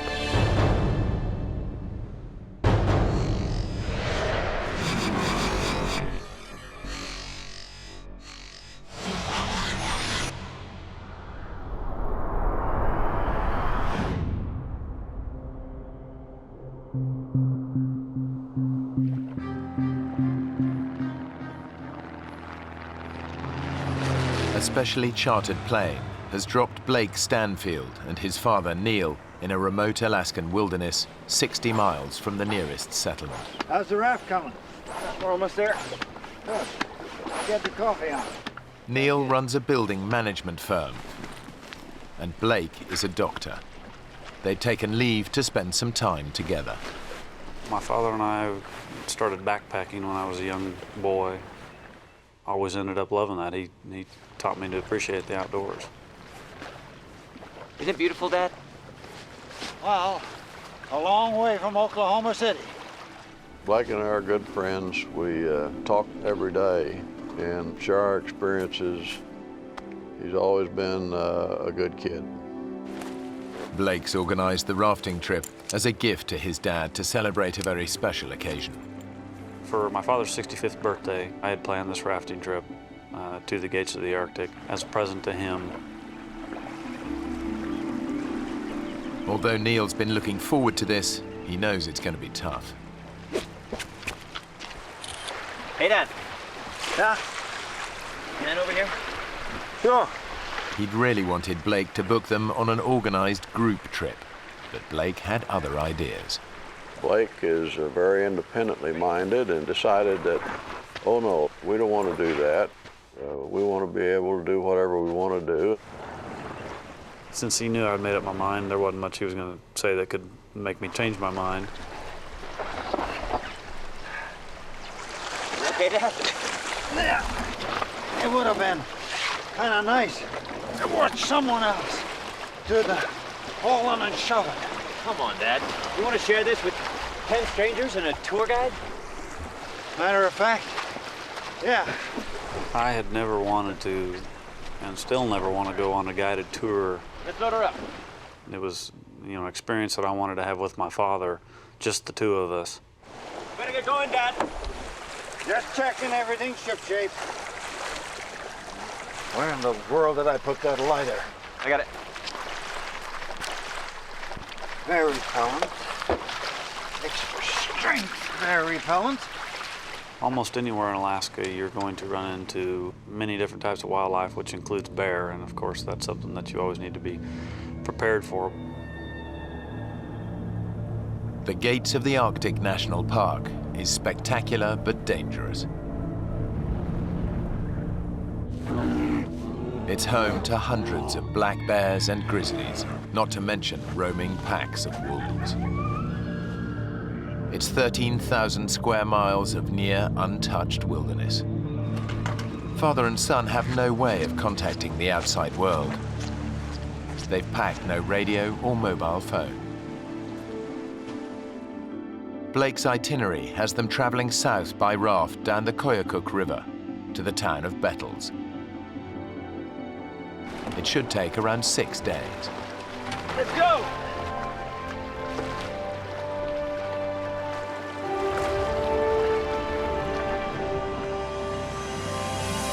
It was about a 90-mile float that we had planned, just camping and doing little short day hikes. We were just going to have fun. That's beautiful. Isn't it? Thanks, son. A wonderful, wonderful birthday present. Well, most of our conversation was just how amazed we were with the beauty that we were surrounded by and how remote it was and how quiet it was. Blake and Neil have deliberately avoided the crowds by arriving in early June. It's 2 weeks before the start of the rafting season, so the men have the Koyukuk River all to themselves. Quite exciting, isn't it? I'm glad I came. We commented on the way down the river that wasn't it great to be the only ones on the river, the first ones on the river that year, and there was a reason, as it turned out.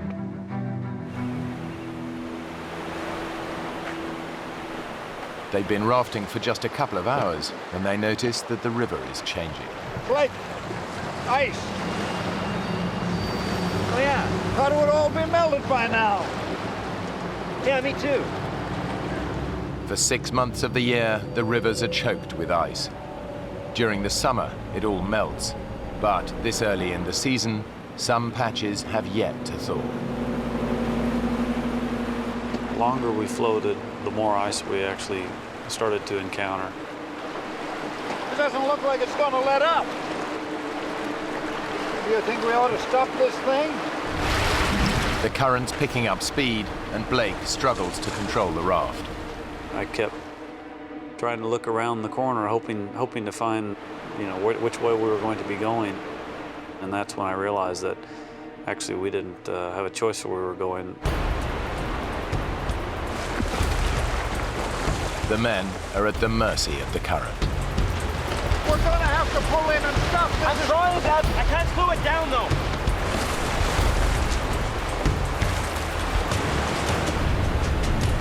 We're going too fast. Let's slow it down, Dad.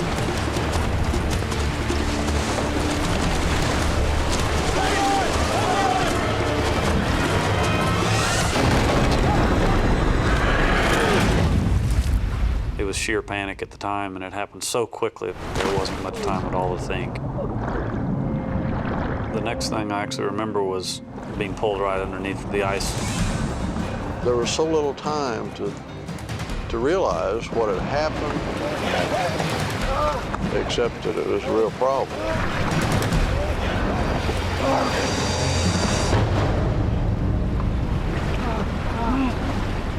It wasn't long before we came up in essentially an air chamber underneath the ice. The air pocket saves their lives, but the ice shelf could stretch on for miles. I remember looking over and my father yelling at him. Blake yelled. Dad, I'm sorry. Of course, it wasn't his fault. Give my hand.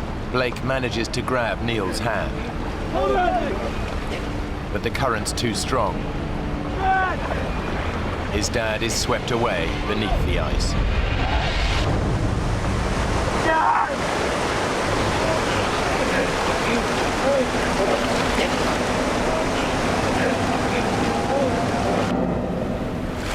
The men are spat out from under the ice shelf, but their ordeal isn't over yet. We were being carried rapidly toward the second ice shelf. I saw it coming.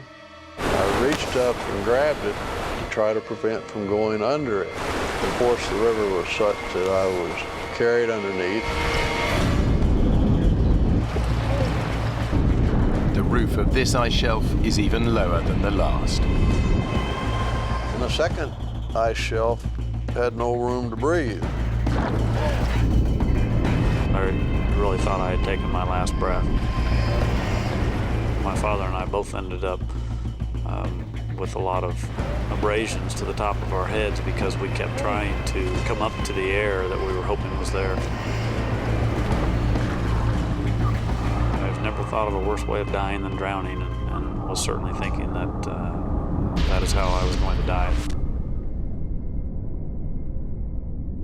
After being under that water for what seemed like an eternity, I just remember popping out, taking in a nice big breath of air.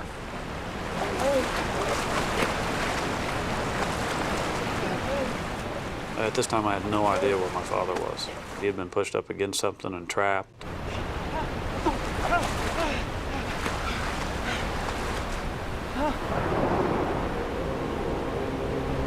Dad! Dad! Dad! I don't know how I would have been able to face my mother and the rest of my family, letting them know that my father had perished, you know, when I had made it.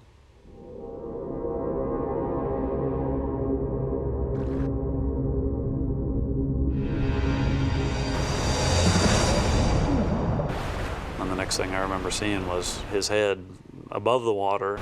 The powerful current is sweeping Neil away. It didn't appear like he was making any attempt to get out of the river, and for all I knew, he was injured and couldn't. Neil's disorientated, but somehow he catches hold of a rock and hauls himself out. Blake knows that his dad has got to get to shore fast before he's paralyzed by cold and shock.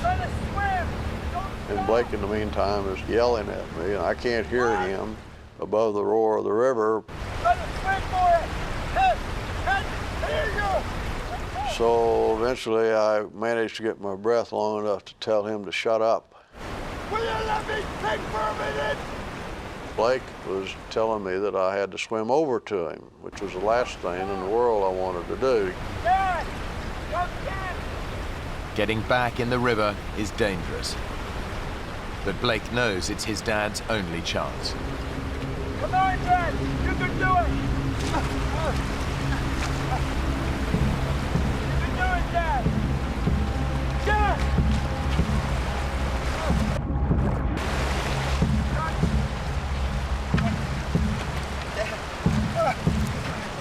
Oh my God, you're freezing. Dad, come here.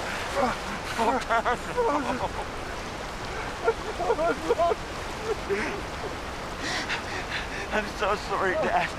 It's okay. It's okay. It was just bad luck. Bad luck.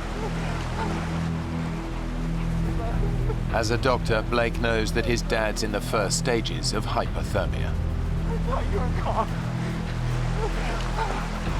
The second I got him out, I realized he was shaking uncontrollably. It was mild seizure-like.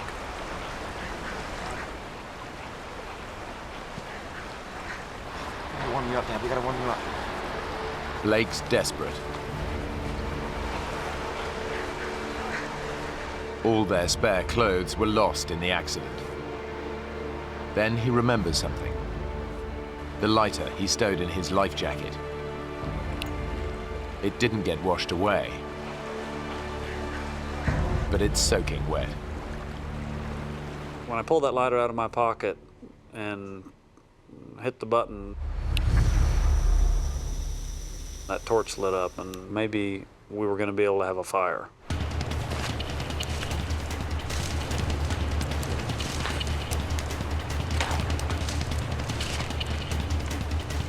knew that we had to get a fire started. We had to get him out of those cold, wet clothes. We gotta keep him dry. It's okay, Dad. You're gonna be okay. All right? Neil's wet clothes are making his temperature fall even faster. It's okay. Basically, while this fire got started, I hugged him and tried to give him some of the warmth that I had.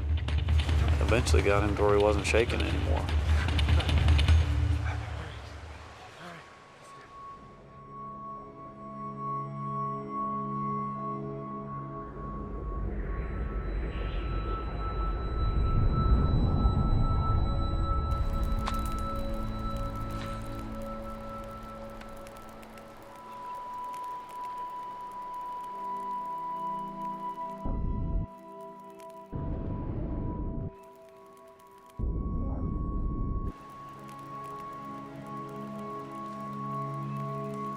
Blake had in his life vest a picture of his wife and son, and been so worried about ever seeing them again. And we were both somewhat crying. It's okay, look, it's gonna be all right. I'll be back home. But Blake knows their prospects are bleak. They're stranded in a remote wilderness and nobody expects them back for at least a week. Their raft is lost, along with all their food and gear. Worse still, the reserve is teeming with hundreds of wolves and bears. I think at that point we realized that we got some big problems. Getting colder now, the sun's going down. You think we ought to find a more sheltered spot? Yeah. You okay to move? Guess I'll have to be.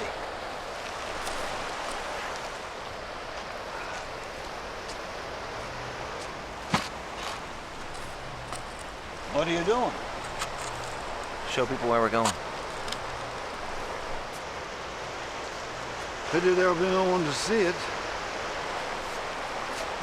Come on now. Blake and Neil set off to look for shelter. Blake lost his boots in the accident, but his pace still leaves his father lagging behind.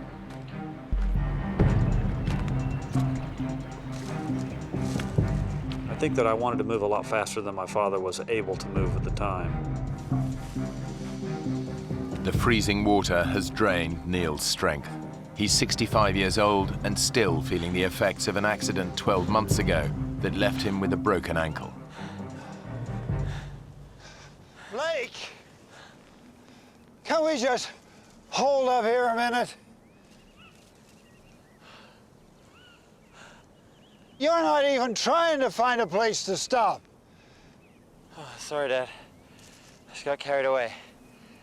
There's no way we're just walking out of here. We're gonna have to find a good campsite and stay put.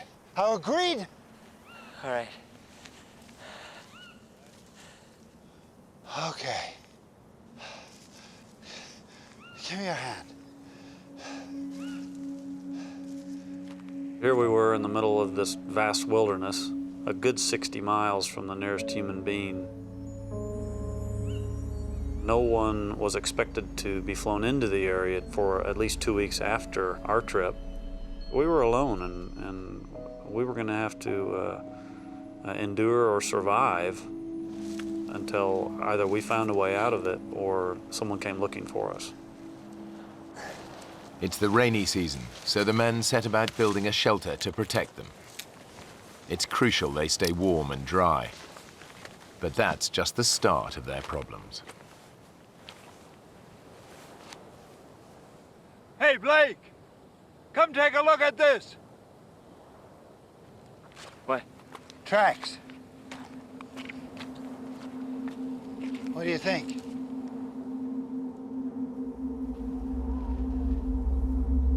Black bear? Uh-uh. More like a grizzly to me. There's dozens of them around here. Maybe they were just passing through. I'm gonna get that fire started. They packed a shotgun, but that's at the bottom of the river. Now their only defense against prowling grizzlies is fire. Their ordeal has left Neil and Blake battered and bruised. Now they have to contend with the cold. We got enough wood? Yeah, we got lots. You get closer to the fire. I'm warm enough. There.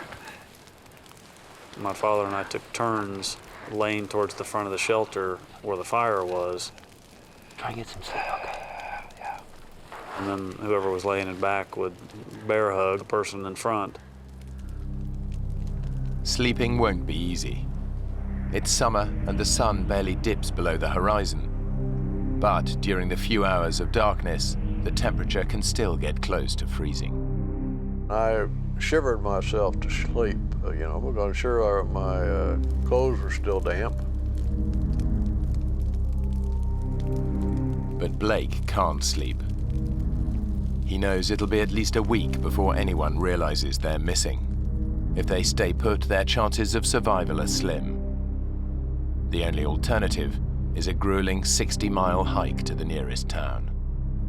It was a long way to the nearest person. It was extremely rough terrain. We only had one set of shoes between the two of us.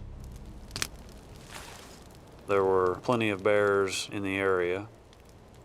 It was hard to take in the severity of the predicament that we were in.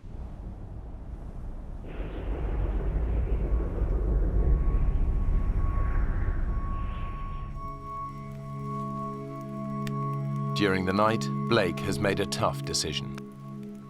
Well, I needed to get back to Bettles. I needed to go find help.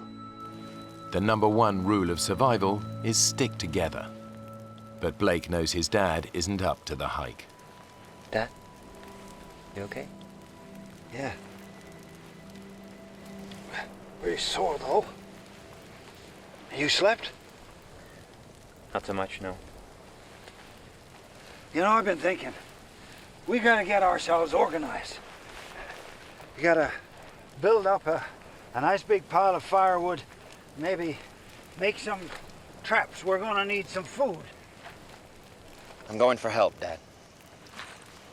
Help? From where?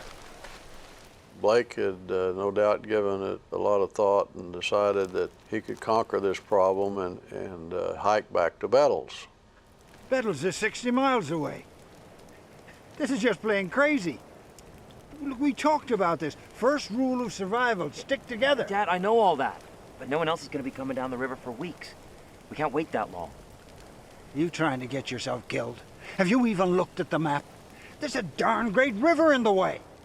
I'd ask him how in the world he was going to get over the Tingayuk River to our south, which appeared to be a pretty good-sized river, and he said, I don't know, I'll find a way. Yeah? How? This isn't some little stream. This is an Alaskan river in full flow. Now, do you have any idea how powerful that is? Yes, Dad. I was in one yesterday, remember? We're on our own, Dad. No one's coming. I'm telling you not to go. Leaving him alone was a hard decision, but I think he knew I was stubborn because I inherited that from him. You're really going, aren't you? Yes, sir, I am. I'm really going. Because if I don't, we're going to die here, Dad. You're going to need the knife. And the lighter. Now, what about the bears? You saw all those tracks. Well, you got the fire. That should keep them away. I meant you, son. What about the bears? I love you, Dad.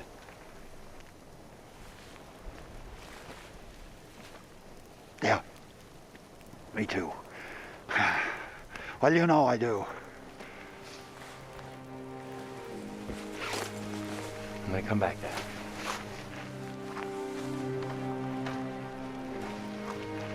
Now don't get yourself killed, you hear?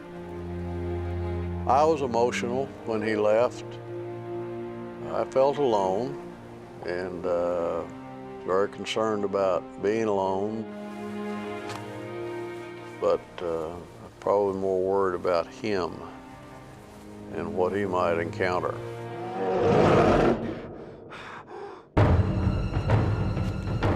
Ahead of Blake is a 60-mile hike south to the nearest town. In such a vast expanse, he can't afford to get lost. One wrong turn could spell disaster. Now Blake's made a gut-wrenching decision to leave his dad alone and hike out for help. He's heading south for the town of Bethel, 60 miles away. The biggest obstacle in his path is the Tinyaguk River. But first, he has to find it. Because of the scale of this map, it was a little bit difficult telling exactly where we were. I didn't have any great landmarks.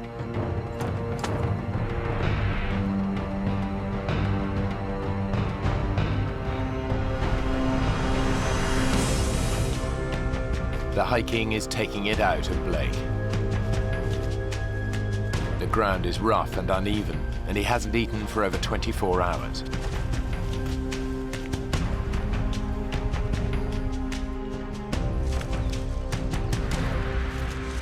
But he's still making good progress. Just a few hours after leaving his father, he hits the river.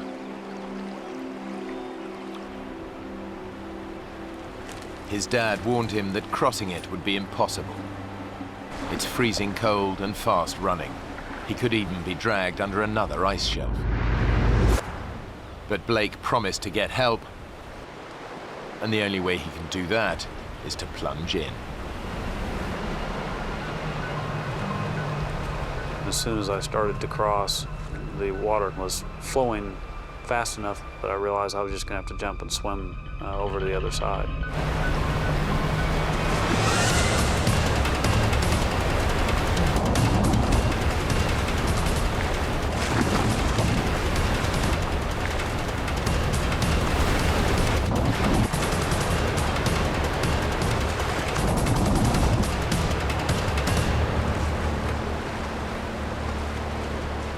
Blake has proved his dad wrong.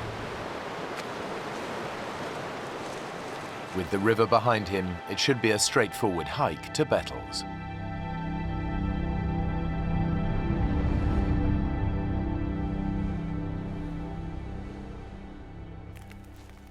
Back at camp, 65-year-old Neil is hungry and tired.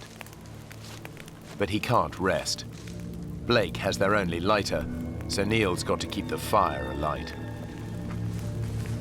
It's his only source of warmth and his sole defense against the bears. The difficulty of keeping the fire going was essentially being able to walk with only stocking foot waders on really rocky soil. Neil hopes the fire will be enough to keep the bears and wolves at bay, but he also shouts to try to discourage an attack. Anybody home? Come on down and join me! Despite his hardships, what really preys on his mind is what might be happening to his son. I was very worried about Blake and what he might have run into.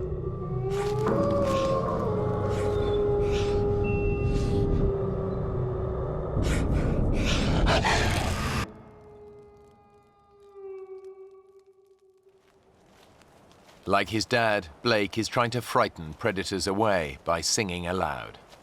All night long, never got tired. Most of my songs were moose tunes and bear tunes, which was really quite ironic. I went out walking in the woods one night, all alone, pale moonlight. I hid myself, tree up, to see what I could.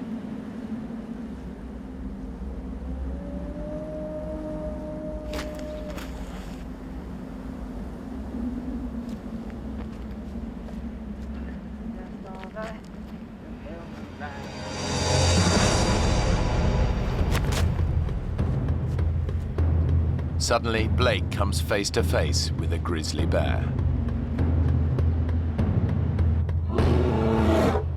A grizzly can tear your head off with one bite. But their claws can rip holes through you like nobody's business, so you don't want to mess with them. The bear is some way off, but even the slightest sound could alert it to Blake's presence.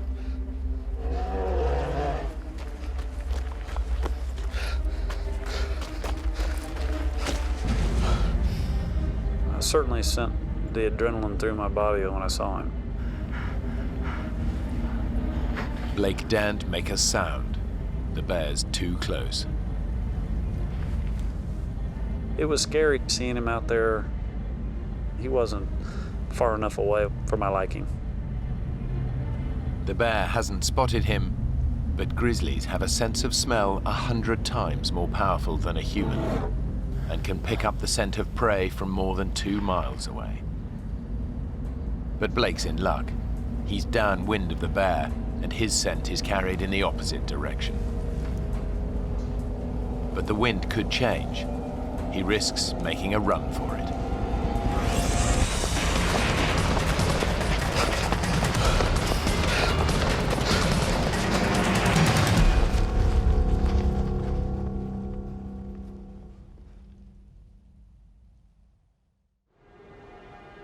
It's a lucky escape, but there's still a long way to go. Blake's making good ground. By his estimation, Bettles is just a day and a half's hike away.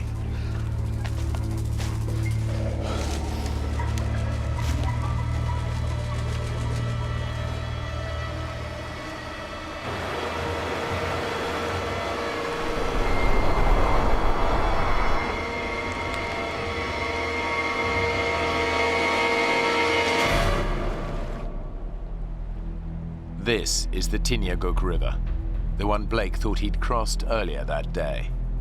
But that was just a minor tributary. His father was right. The Tinyaguk is just too huge to cross. There's no way he can reach Bettles. I kind of lost a lot of that optimism that I had as soon as I saw that there was no way to cross this thing because it was so wide and so swiftly moving and so cold. It's a dead end. Blake defied his father and the basic rules of survival by hiking off by himself. Alone, both men are at far greater risk.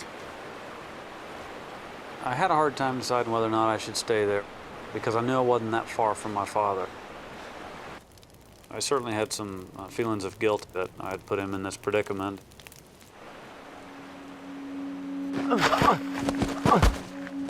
Now the mental and physical strain of the last 2 days finally catches up with him. I realized I needed to rest. That was something my body was asking for at the time because it had been a long sludge.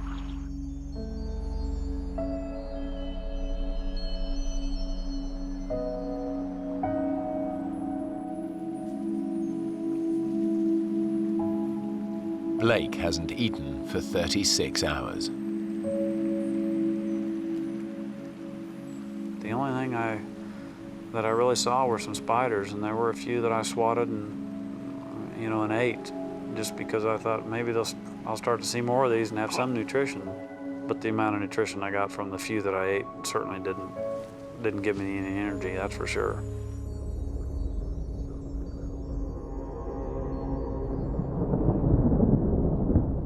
I was awakened by some raindrops that were hitting me on the face. I was worried about my father because, he would have gotten just as wet. He didn't have a lighter to restart a fire had his gone out. In the rainy season, downpours can be intense. If the fire goes out, Neil risks bear attack and hypothermia. The possibility of rain was a real problem. It would put out a fire, and there wasn't any way to keep a fire going. And that's what I had to try to do. The rain clouds blow over. Now Neil faces his first night alone in a wilderness bristling with predators.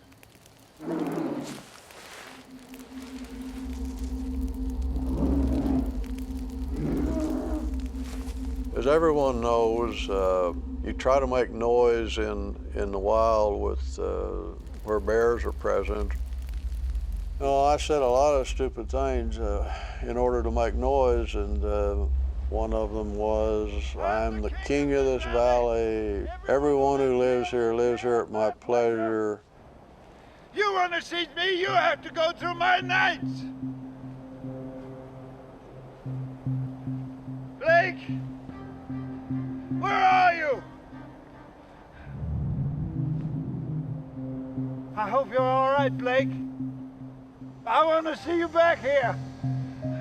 His only defense against bears and wolves is his fire. And the difficulty of keeping the fire going was staying awake enough. I would wake up in the middle of the night and maybe have a problem and have to work to get her going again. If the fire goes out, Neil is in big trouble.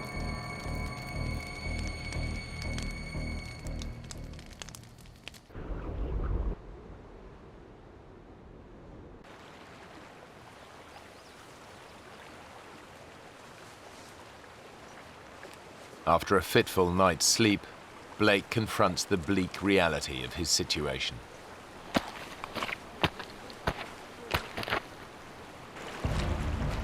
I was distraught when I realized that there was pretty much no way to get to Bettles. I was a long way from what I'd hoped to be my final destination. But he has one slim hope. I kept thinking about the fact that these bush pilots fly up and down these rivers, so they might be flying directly overhead. If he can make himself more visible, he might be spotted by one of these passing planes. Despite his weakened state, he starts to gather driftwood for a signal fire. I actually set one of these log jams on fire, hoping that someone might see the smoke. But even this simple plan fails. Every time I looked up into the sky, the smoke wasn't very white and smoky like you always see in the TV shows. You know, it wasn't that noticeable.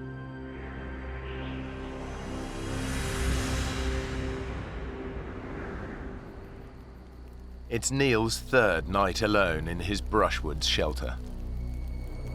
I guess a spark jumped from the fire.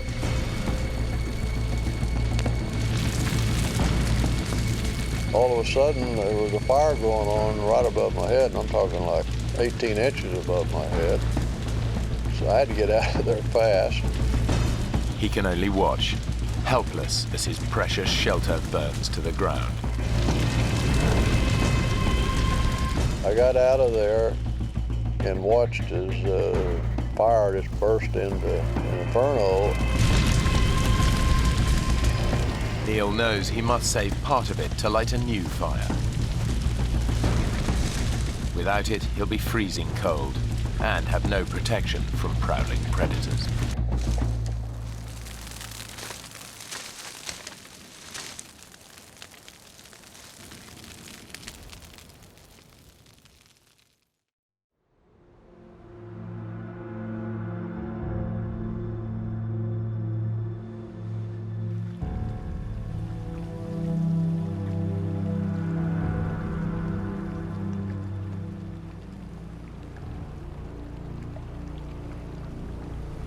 During the night, meltwater has flooded the river.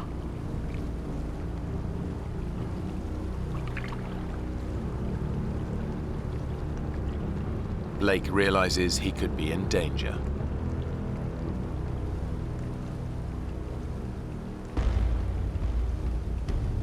When I realized that the river was rising that quickly, I moved up into the forest because I was worried that I was actually going to end up on a small island out there and be trapped by water on all sides. Upriver, Neil is exhausted and hungry. His precious shelter was destroyed in the fire, leaving him exposed to the risk of a freezing downpour. Now daybreak brings a new enemy, the blazing sun. The sun was coming down pretty hard, and there was essentially no cover. He needs to build a new shelter. But it's becoming harder and harder to carry out even simple tasks. Ow! There's only so much punishment a 65-year-old body can take. After 3 days without food, Neil is weakening. Blake's decision to hike for help has backfired. Now his actions could cost his father's life.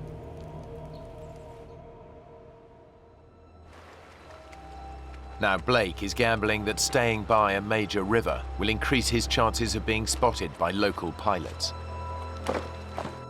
But since nobody knows they're missing, his chances of being rescued are slim.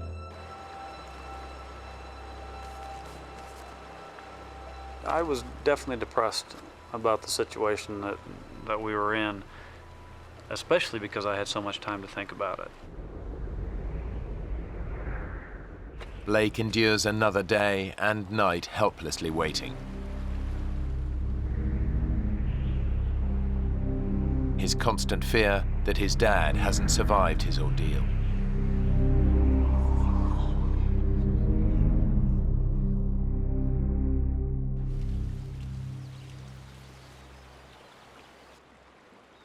Blake's decision to hike out looks increasingly like a bad move.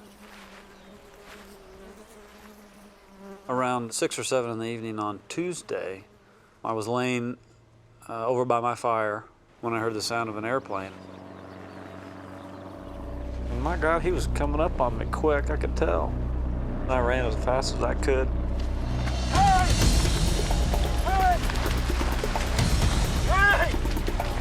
Hey!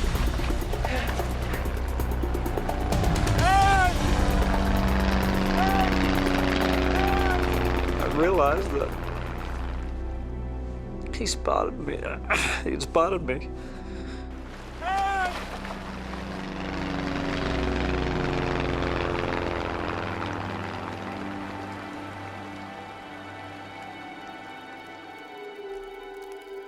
Three hours later, and there's still no sign of rescue.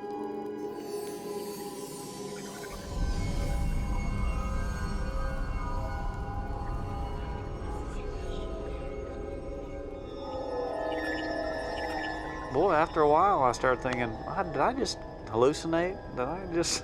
Did I imagine that plane?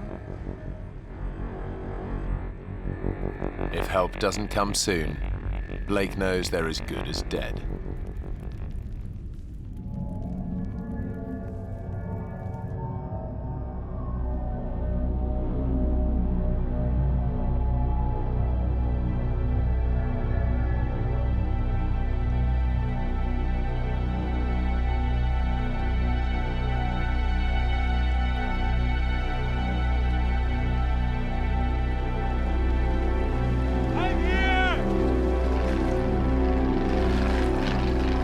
The same plane, and as they flew over me, they dropped a bag of stuff.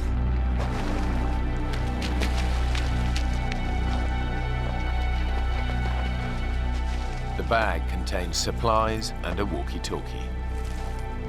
I turned that radio on. I kind of told him what had happened.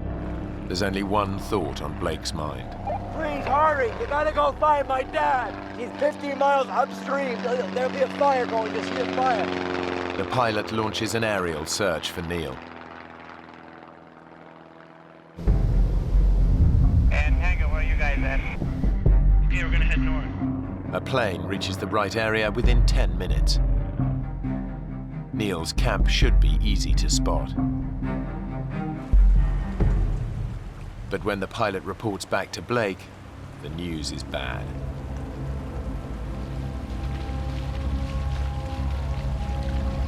Hey, you gotta go back! He's up there! Keep going till you find him! He can't leave, he's gotta be at the camp. Maybe you didn't go far enough. He can't walk. He's gotta be there. I was worried something would happen to my dad. Because there's no way he could miss it. You gotta go and find my dad. And I fell to my knees. Blake ignored his father's advice and left him to fend for himself. Now he must face a terrible thought, that his dad hasn't made it.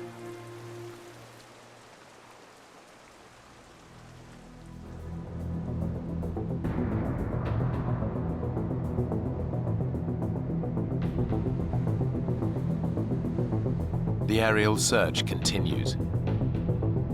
But in such a vast wilderness, Neil's camp is proving hard to locate.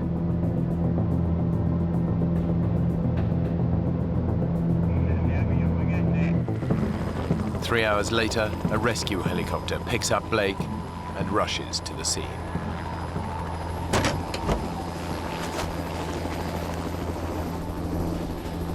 Neil! Neil, you okay?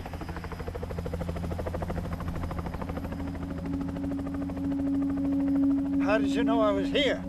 I asked your son. Blake? He climbed in that helicopter. Dad!